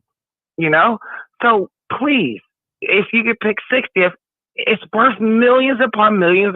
You hit the lottery, basically. So stop trying to sell the narrative that the 55th pick has no expectations, right? And if you do get drafted 1 through 60, it's showing you have the potential to be one of the best players on the planet. This is one of the hardest jobs to get, supposedly, is an NBA job. Because there's only 450 spots and probably 1 billion people on the planet plays, okay? So we need to stop with this narrative. The next thing, people say, Gilbert says, why is everybody focused on the 55th pick? What about the 56th? What about the 60th? Nobody knows that. Well, there's one reason why we are focusing on him. Because before Bronny came into the league, his dad put a bullseye on his back with that dumb behind tweet. His dad put us on to Bronny. His dad put the target on his back. So, okay, here's LeBron, phony goat to some, goat to others. He says his son is better than half the dudes in this league right now, and he's in college or whatever. So now the whole world is going to watch him. That's why he's being talked about. So let's stop saying, why are we covering him? Why are we covering him? We're covering him because LeBron James said that this kid at the time, he was a kid. Think about it. He was a kid at the time, is better than these grown men, a lot of these players in the NBA. That's why he's getting so much coverage. And now, let's pile on. So now you got that spotlight on you, and you're absolutely, here's his numbers. Preseason, 5 games, 2 for 16 out of 2-pointers, 2 for 16. 3-pointers, 0 for 7. All 5 games, he has a plus minus of a negative 40. He's the worst player in the league. But the GOAT or phony GOAT said this kid was better than everybody. So LeBron is feeding us these topics and these narratives and why we're talking about him. If LeBron would have just said, what, my son's going to try out for the league. He's struggling a little bit in college, but we'll see how he makes out. Bronny wouldn't get no coverage now. But the fact that you put him out there like he's the next coming of Messiah, that's why he's getting all the attention. And last thing, Draymond. Draymond did everything but just get off the court. I know. I saw this one play. Draymond watched him get the ball, backed up like 8 feet. Draymond, he plays tougher than it was a disgrace. He calls himself the greatest defender ever, right? Didn't look like it. He's giving him a shot. And Bronny cannot walk it down. And remember the last call I said, the NBA should now be called the NBA, National Basketball Entertainment. Here's the entertainment that you talk about, and everybody in the chat, we should be saying NBE now. Here's a prime example of the NBA, National Basketball Entertainment. T-Bird, I have a question for you. Are you open to a 3-way call with Am I Crazy? He's saying that he wants to cook you.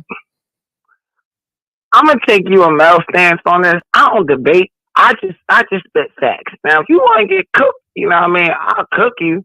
But I don't really do all the debating because I consider myself. I look at basketball in its purest form, and I'll compliment where it's due and criticize where it's due.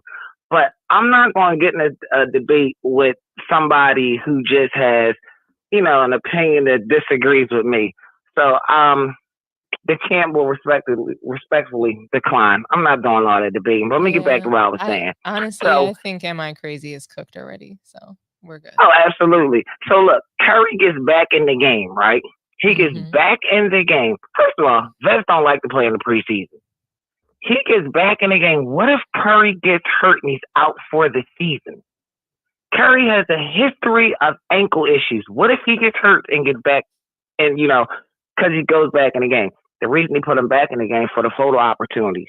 You know what I mean? That's going to be that card. That's going to be Bronny James rookie card, right? It's going to have him defending Steph Curry, and that card is going to be worth a lot of money. That's what that was. It was strictly entertainment and business driven. I agree, but it's a disgrace. You know what I mean? It's a mockery of the NBA, for sure. Yeah. So. Now, let me ask you, back to that debate. Now, if you want me to indulge, I'll indulge. No, honestly, I was just asking. For me, I'm fine to end the show really with your call. It was such a great call. You cooked. You know, Am I Crazy? He was just beeping in so many times, and we've heard from him quite a bit. So, yeah. Am I? Let me say something. Am I crazy? Real quick. Am I crazy? Appreciate all you chat, you call in, you support the show. Your opinions might vary or differ from mine, but I don't got nothing but respect from everybody in the chat and everybody who has the same opinion or opposite opinion. Once again, in the words of Sports T Dom, this is a safe place. So I don't have no beef with nobody. I love it. Honestly, like, this really is just a great space to talk about sports, and I've been loving the engagement in the chat. I really appreciate everybody. Thank you so much for calling in, T-Bert. You're awesome. You're the best. Thanks for supporting me down tonight. Talk to you. Yeah, no problem. Talk to y'all later. Shout out to the chat. I see you, Eddie. I appreciate it. All right, chat. And Dom, thank you so much for giving me the opportunity to speak. Talk to you. Bye-bye. Thank you so much. Bye-bye. Alrighty, guys. So we're pretty much at the end. This was such a great show. I can't believe 3 hours has just flown by the way that it did. Really great group tonight, great audience. And, thank you so much for hanging out with me. I know that I'm not Mel, but, I had so much fun with you guys tonight. So just remember, do me a favor. Like the video. We had about 200 people in here tonight, so I hope we've got over 200 likes. So, make it happen. Like the video for me. If you're not subscribed to Man Down Sports, please go ahead and subscribe to the channel. And my name's Dominique. Tonight I was Melvina, but you guys can also catch me on Sports T, and I'll be on the panel on Friday, every Friday at 4:30 p.m. So yeah, check me out on Sports T as well as Man Down Sports. And thank you so much. Please, continue to rock with us. We'll be back on Friday. And thank you so much. Have a wonderful evening. Good night, everybody. Thanks for hanging out with me tonight. Bye-bye.